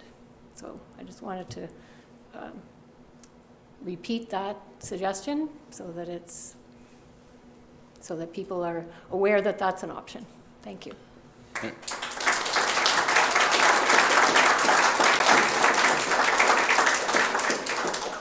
Anyone else wishing to speak to the application? I'll ask a second time. Hello, Stephen Weaver, W-E-A-V-E-R.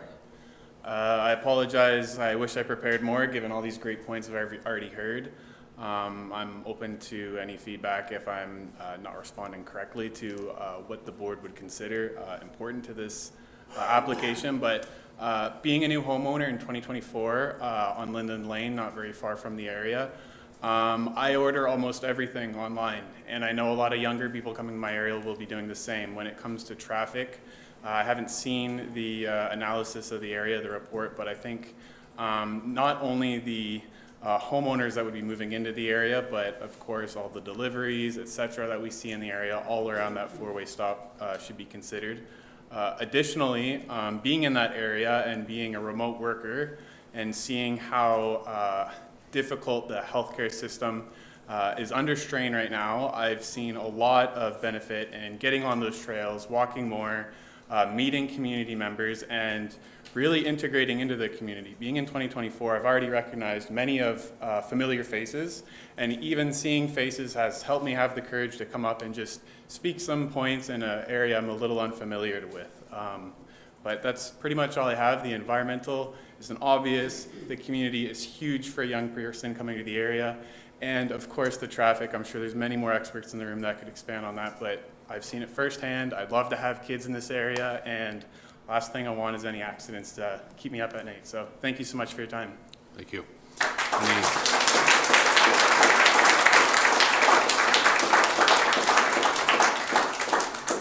Anyone else wishing to speak? Yep, if you could state your name, please. Good evening. My name is Ray Muldoon. I'm here with my wife, Judy. We have been residents of Tessa Boulevard until about 3 years ago. Lived there for about 6. And during that period of time, we're part of this discussion. I'm just here to speak about a specific area because I think it's been well covered, and I think you have lots of evidence to not support the development going forward. But we haven't really spoken about traffic in any detail. And I did a little bit of work when I was in the area, working on traffic patterns and trying to understand what would be the impact. We are talking about 103 homes that are going to be developed immediately adjacent or down from Tessa Boulevard. Of those 103 homes, we think about 94% of those homes will exit down Tessa Boulevard and out through that subdivision. That's about, we're thinking probably somewhere in the area of 150 to 175 vehicles. When you take the Canadian statistics that talk about how many cars per household, it's about 1.8 with two-person households.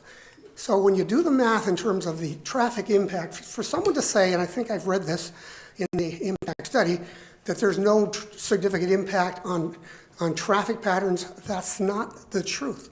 There's 103 homes that are going to generate about 175 vehicles, traffic.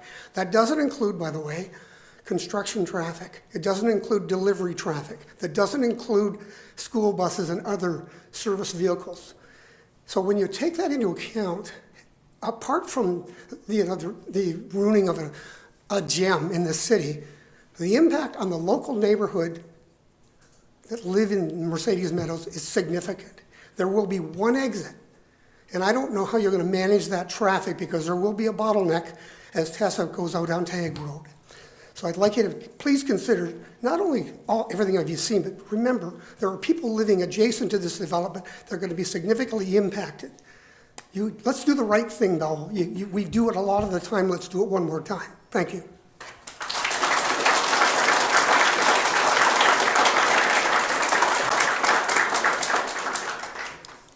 Hello, my name is Doug Knutson. I live on Edge Hill Road. I've been enjoying this area for 55 years at least. And the last time I stood here was 7 years ago trying to protect some beavers in the Bell Creek watershed, hence the shirt. That was a rather futile attempt, but one thing that struck me through that period was a large part of the problem was the west side of Hague Road, that part of Bell Creek, Stanley Park, is completely surrounded by subdivision and road. And the issues that arose were completely created by the planning surrounding a natural area. So when a marsh did what a marsh did, there were problems.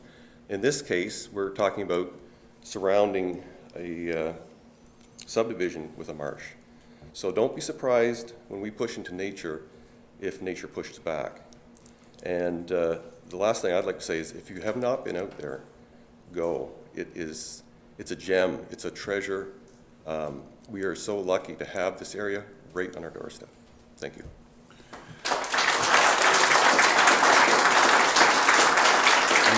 Any questions from committee members? Councillor Henderson. Thank you. Not a question, but a comment. Nice to see you, Doug, and I'm glad you're here, standing in support still of the beavers and everything that area has to offer. So I recognize you're here. I'm glad to see your shirt, and keep up the good work. Thank you. Anyone else wishing to speak to the application on any new issue that hasn't been raised already? I'll ask a second time, and I'll ask a third time. Okay, so I'm going to get a resolution that the zoning amendment application number B77-1115 be referred to the regular planning advisory committee for consideration. Moved by Councillor Kelly, seconded by Councillor Enright Miller. All in favor? That's carried. Thank you. 5.4, notice of open house and public meeting official plan update. Owner applicant is City of Belleville. File number is PLOA P 2026-0067. If staff could present the application, please. Thank you, Chair, and through you. This is a city-initiated official plan review and update in accordance with Section 26 of the Act. The draft updated official plan is being proposed to align with recent provincial legislative changes, conform to applicable city plans such as Bell Boulevard and North Front Street Corridor Study, as well as to address emerging housing needs in the city. The official plan review and update is part of a Housing Accelerator Fund milestone and was conducted by our consultants, NPG Planning Solutions, here with us today to share details about the official plan review process, the public consultation that was involved, the background research conducted, and the policies drafted to better align with provincial legislation, including the Planning Act and the provincial planning statement. To date, staff have received 1 formal written comment from the public and 6 commenting agency comments. Public, agency, stakeholder, and Indigenous input inform the draft updated official plan, and any additional comments will be provided in staff's recommendation report to the Planning Advisory Committee. Back to you, Chair. Thank you. I understand we have a consultant has a presentation.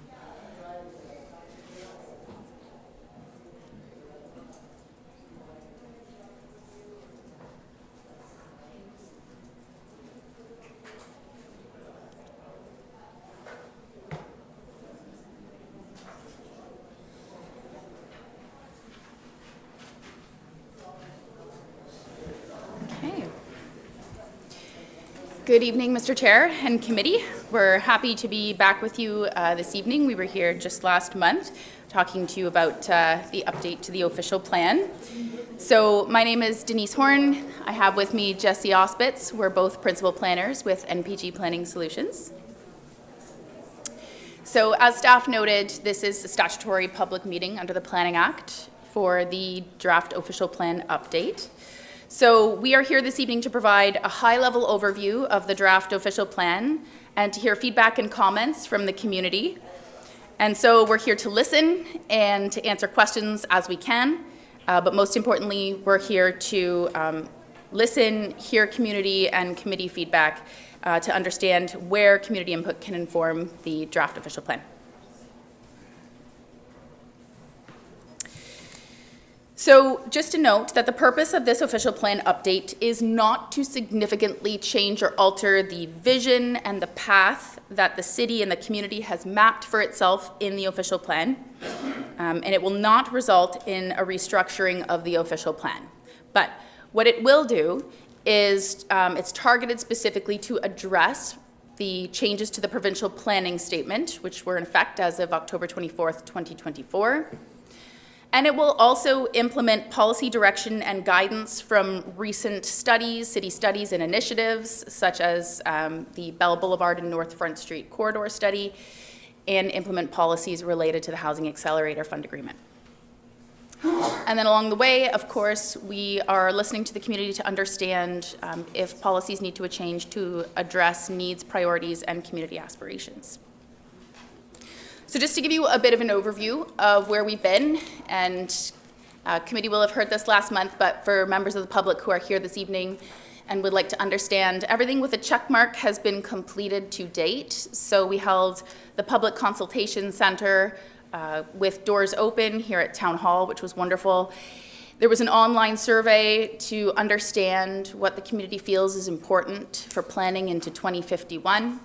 We held some targeted stakeholder workshops. We've had Indigenous community outreach, which is ongoing.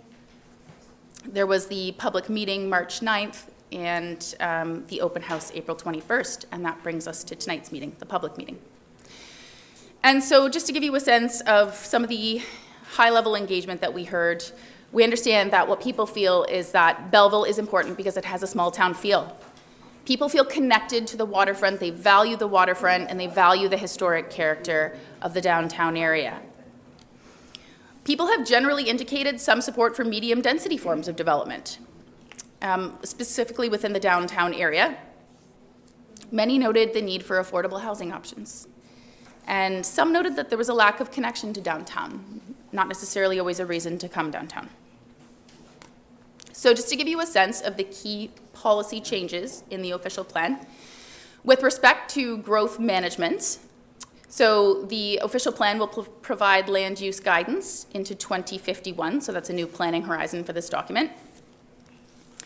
And then per provincial direction, policies and processes for settlement boundary area expansions have been updated. The city center has been identified as a strategic growth area, which essentially means that those are areas where densification are proposed. Bell Boulevard and North Front, Highway 62 have been identified as key intensification corridors as identified in the corridor study. And policies have been introduced to sort of outline what is planned for gentle intensification within existing neighborhoods, where gentle intensification is a form of density that respects the existing neighborhood but allows for there to be increased densities. So key changes with respect to the city center and downtown area have been to support compact mixed use and transit supported development per the PPS or the provincial planning statement. Policies support greater connections to the waterfront in consideration for development to respect the waterfront areas and tie it into existing paths and trails and walkways. Policies are now promoting an appropriate amount of parking in downtown. And where proposed increases in density are subject to where there is a proposal to exceed the permitted density, the maximum density in the downtown area, criteria have been introduced that would include things like providing affordable housing units for a minimum period of 25 years, enhanced streetscape design, or other public benefit measures. So as far as the commercial policies goes, mixed uses are supported generally for retail, commercial, office, and residential uses, subject to considerations of compatibility within the existing community. And specifically, per the Bell Boulevard corridor study, 4 districts have been identified. And those 4 districts now have been integrated into the draft official plan to start to vision what those areas are intended to look like and how they're to develop in the future. With respect to changes to general housing policies, there's been some description of low density, medium density, and high density development and what those look like. So low density now being single detached dwellings and multi-unit dwellings. Medium density being multi-unit dwellings, townhouses, low-rise multi-unit complexes such as stacked towns. And then high density being a more apartment type form of housing. Policies have also been updated to strengthen protections against rental conversions. And policies have been added to support missing middle housing typologies, which generally means multiple unit housing, including 2-unit, 3-unit stacked townhouses. So essentially to meet those half requirements, right? Those policies now enable those types of housing forms. With respect to agricultural policies, the provincial planning statement implements an agricultural systems approach, so that has been adopted into the official plan, which is essentially to maintain and enhance a geographically continuous agricultural land base and to use an agri-food system approach. Policies also now require the submission of an agricultural impact assessment for applications for non-ag uses on lands designated agricultural to mitigate impacts. And 2 accessory dwelling units would be permitted on lots with private servicing in rural, hamlet, or agricultural areas. For employment policies, so the town at this point has deemed that there are enough employment lands to meet the needs for the planning horizon of this plan. So policies are generally supportive of protecting those employment land areas. Transition policies have been provided for areas that currently have uses that no longer meet the PPS definition for the employment areas. And policies for conversion of employment lands and processes have been updated per the provincial planning statement. So with that, we'll just say that where we are now is a draft of the official plan has been circulated to MMAH and comments have been received back. And so some of those comments have been included in your package tonight with the chart. And we are addressing those comments. And as I noted, we're here to now hear community comments and committee comments as well. So, and the final updated official plan is planned to come to council in June 2026, or Planning Advisory Committee in June 2026. Okay, so with that, I'll just leave it at the plan is in a great place. It's been a real pleasure to work with your staff. They're fantastic. And we're excited to sort of hear questions and bring the official plan to the finish line for you. Thank you. Any questions from committee members? No, I don't see any. Thank you very much. And is there anyone wishing to speak on this application? I'll ask a second time, and finally a third time, anyone wishing to comment on this application. Seeing none, I got a resolution that the official plan amendment application number PLO PA 2026-0076 be referred to the regular Planning Advisory Committee for consideration. Moved by Councillor Brown, seconded by Councillor Enright Miller. All in favor? That's carried. I need a motion to adjourn this portion of the meeting, that the public meeting be adjourned at 7:35 p.m. Moved by Councillor Kelly, seconded by Councillor Henderson. All in favor? That's carried. Now we'll move on to the Planning Advisory Committee. Disclosure of pecuniary interest and general nature thereof. Seeing none, reading and confirmation of the minutes, that the minutes of the Planning Advisory Committee meeting held on April 7th, 2026 be approved. Moved by Ms. Van Dyke, seconded by Mr. Fenton. Any questions or comments? Seeing none, all in favor? That's carried. Thank you. No deputations. Correspondence. The resolution that the Planning Advisory Committee received the correspondence for information. Somebody move that. Councillor Brown, Mr. Fenton will second. Any questions or comments? See none, all in favor? That's carried. Referrals from the public meeting. 6.1, notice of complete application and introductory public meeting for proposed zoning bylaw amendment, bylaw 2024-100. It's 1100 Clearview Road, City of Belleville. Owner applicant is Mike Fox. Agent is PA Miller Surveying Limited. File number is PLZBA 2026-0081. Resolution reads that the planners report number APS-2025-09, notice of complete application and introductory public meeting for proposed zoning bylaw amendment, bylaw 2024-100 for 1100 Clearview Road, City of Belleville be received, and that pursuant to the planners report number APS 2025-09, notice of complete application and introductory public meeting for proposed zoning bylaw amendment, bylaw 2024-100 for 1100 Clearview Road, City of Belleville, file number PLZBA 2026-0081 be referred to staff for a decision in accordance with the delegation of authority bylaw. Moved by Councillor Brown, seconded by Mr. Jennings. Any questions or comments? Seeing none, all in favor? That's carried. 6.2, staff recommendation report for proposed zoning bylaw amendment, bylaw 2024-100 as amended, 6612 Highway 62, City of Belleville. Owner is Mineral Road Properties Incorporated. Applicant agent is Van Meer Limited. File number is PLZBA 2026-0080. Resolution reads that principal planners report APS-2026-08, notice of complete application and introductory public meeting for proposed zoning bylaw amendment, bylaw 2024-100, 6612 Highway 62, City of Belleville be received and be referred to staff for a decision in accordance with the delegation of authority bylaw. Moved by Councillor Kelly, second by Councillor Enright Miller. Any questions or comments? See none, all in favor? That's carried. 6.3, public meeting for proposed zoning bylaw amendment to zoning bylaw 2024-100, Hanley Park North, part of Lot 14, Concession 1, City of Belleville. Owner is Hanley Park Developments Incorporated. Agent is Macaulay Shomi Housing Limited. File number is B-77-1115.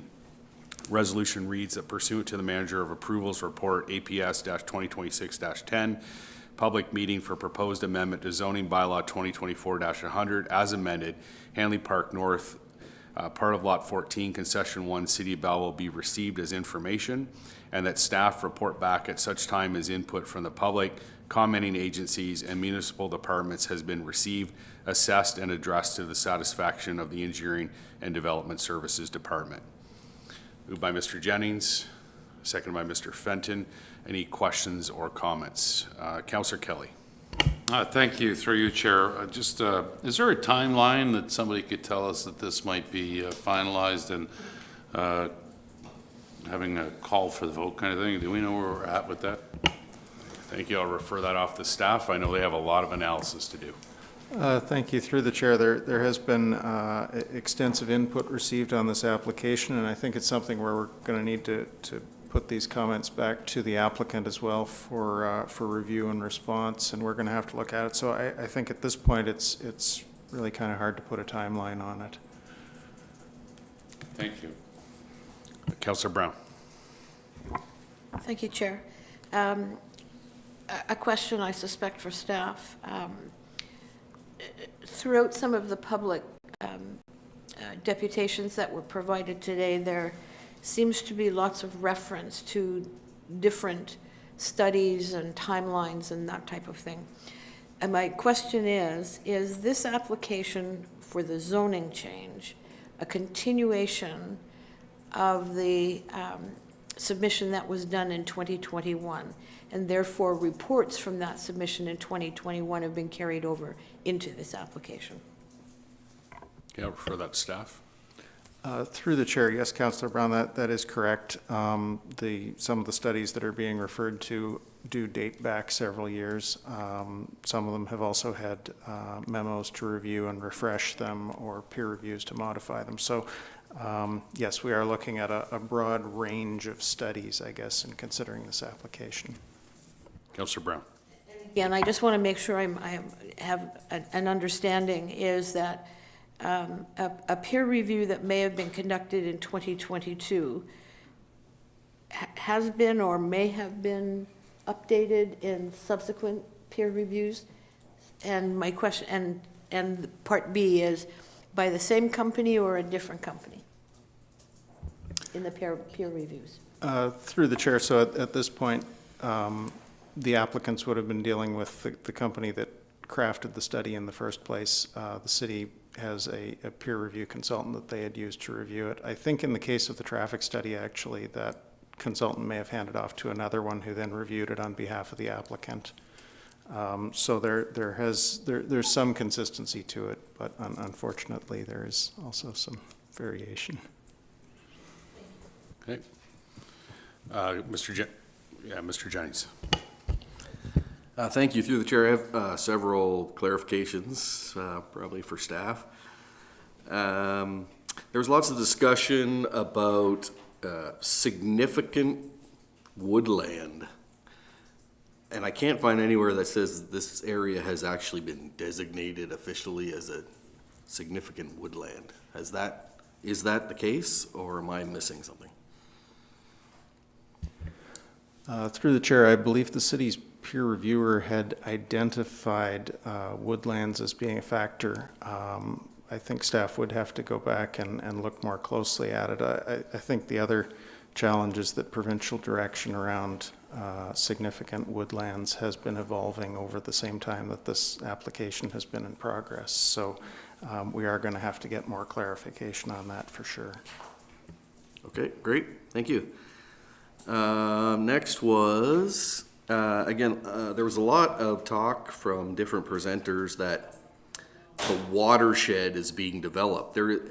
From what I read here, there is no part of the watershed, and in fact, there's a 30-meter setback from the wetland boundary. Am I correct in saying that there is no lands in this subdivision that are part of wetlands? Mr. Pynchon.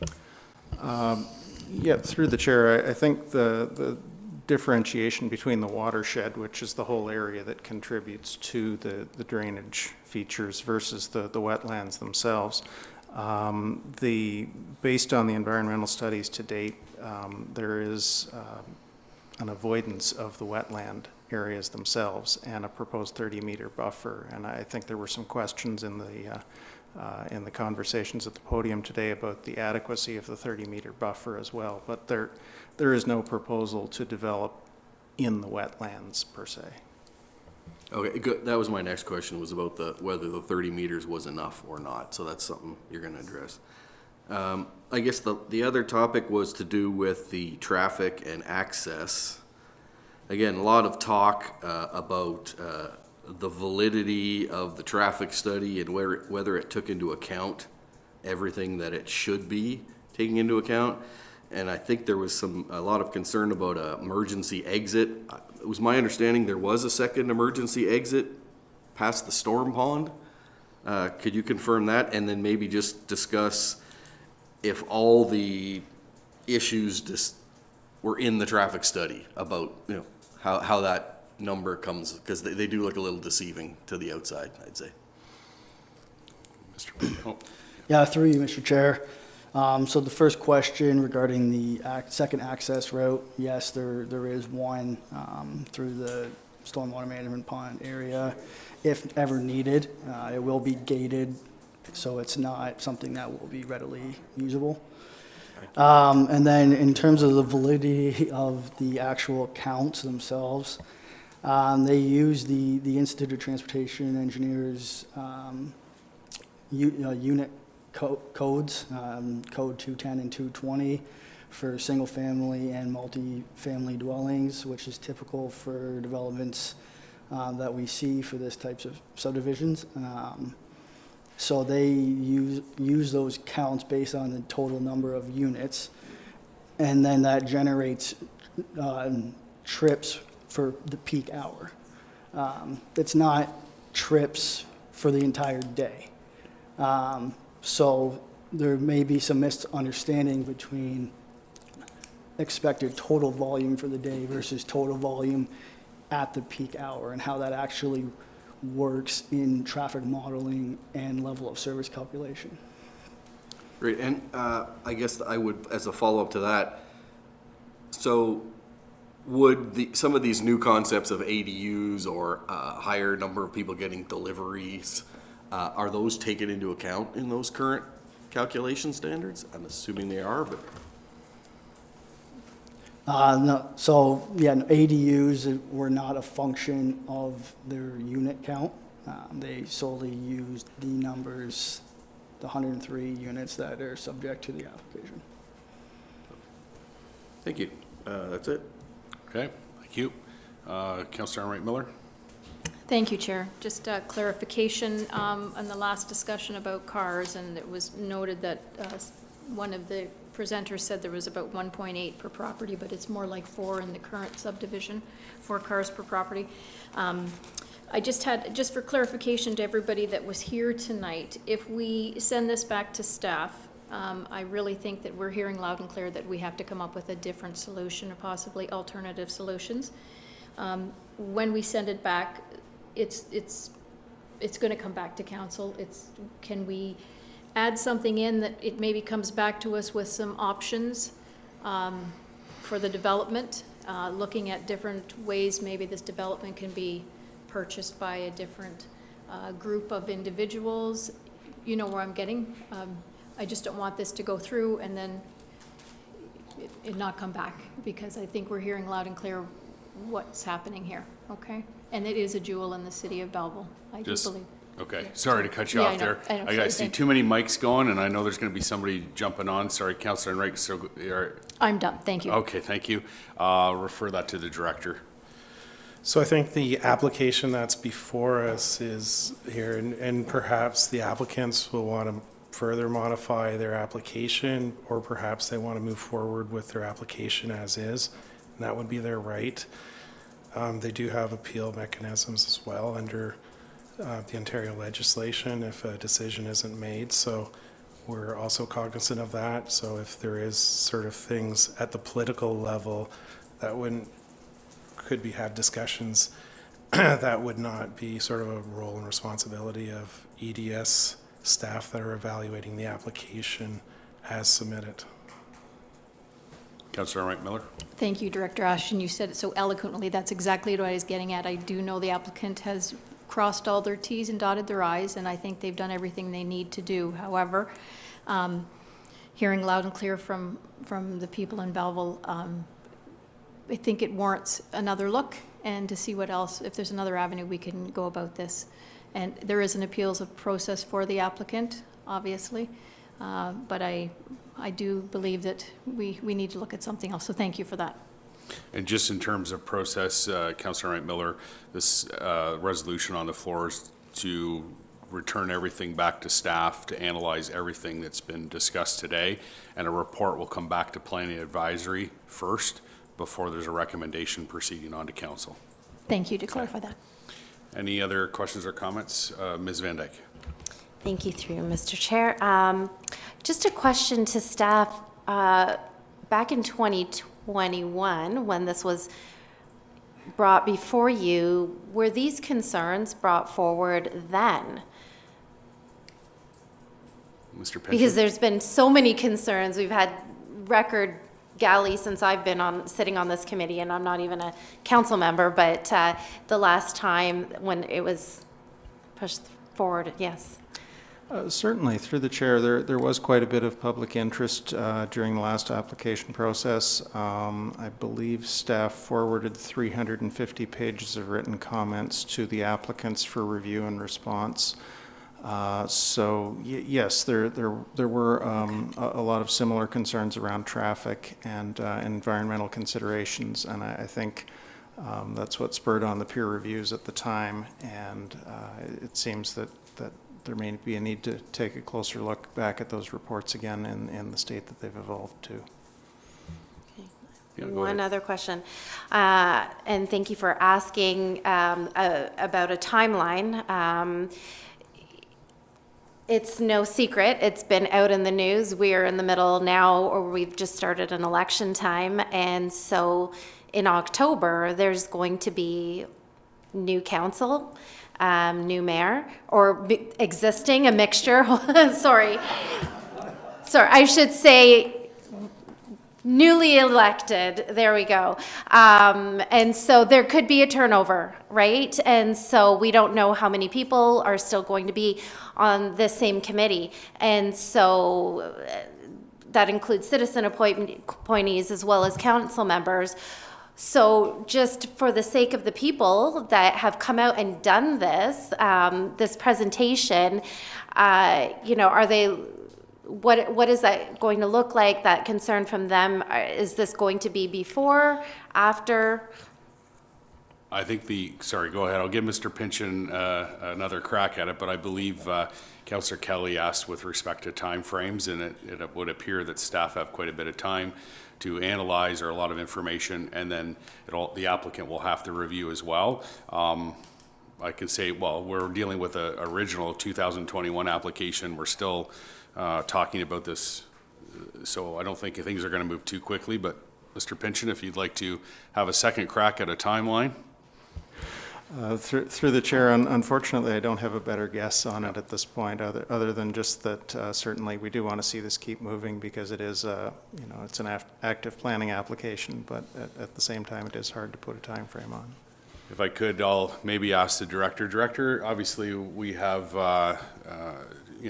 things that come up, but in terms of the continuity of applications, could you just speak to that in terms of process, just in terms of the concern of timeframes, that applications continue to be reviewed and factored into processes? Yeah, I mean, so again, there's a legislative requirement for the municipality to bring back a recommendation and for council's consideration whether to, approve or not approve of this development application. So, I mean, obviously our staff is going to want to have correct information when they come back to provide. So at that point in time, they will. So sometimes you've heard tonight, the car dealership, for example, no outstanding issues. So therefore it was a delegated approval. This will take some time. I mean, obviously we work very hard at our applications and we take it very seriously, bringing back information to address those concerns. So whether it's 3 months or whether it's 4 months, we'll take the time so that our decision as staff is defensible if it is appealed. So that's our sort of underlying sort of obligation to the public interest. Thank you. Mr. Jennings. Thank you. Sorry, I just had one more question. There's a lot of talk about the trails and the use of this area as a recreation facility for the city. It's currently under private ownership. So those trails, if there was accidents or something happened on those trails, that's the liability of the owner of the property currently, the private owner. But under this new development, they're giving that land ownership back to the city, so then they could actually be public trails. Is that right? Like currently, people are, for lack of a better word, trespassing on private property on those trails. Is that true, or is there some kind of public access to watersheds currently? Mr. Pinchon? Through the chair, as far as I'm aware, the lands are privately owned, so it would be up to the landowner to enforce any trespassing, I suppose. In terms of liability, you are correct. The applicant, through their submission, has suggested that the wetlands or the environmentally sensitive lands be donated either to the city or a conservation authority. Hasn't been confirmed which direction that would go, but ultimately whoever the owner is would have the liability for anyone on those lands. Any other questions or comments? Okay, I just have a couple here very quickly. Just in terms of the clarification on the 30-meter setback, can I get clarification from staff that setback has actually been amended through provincial legislation to that distance? Is that correct? Through the chair, we would have to confirm that. I know there have been some changes to legislation regarding 120 versus 30, but we would have to double check what. Is it? Yeah, we would double check. Okay. So, yeah. Okay. There's also been reference to the emergency access through the stormwater. And what I would be interested to see and come back through the staff report is, number one, I'd like to see the frequency in which winter maintenance is conducted on that stormwater management area, because if it's going to be used as an emergency access, it should be maintained to a level that would allow that access. And I'm not certain that our stormwater management trails and access have that same limit. And then there was also comments with respect to ADUs, and I know that will be fully analyzed by staff. But I would also like to hear an updated comment from the fire chief as it relates to not just the units on the application, but the potential build out based on those ADUs and access as well through the stormwater management. So total number of units with ADU potential, total population in there, and as well as his comfort level with accessing the stormwater management, particularly in winter months, ensuring that access is there.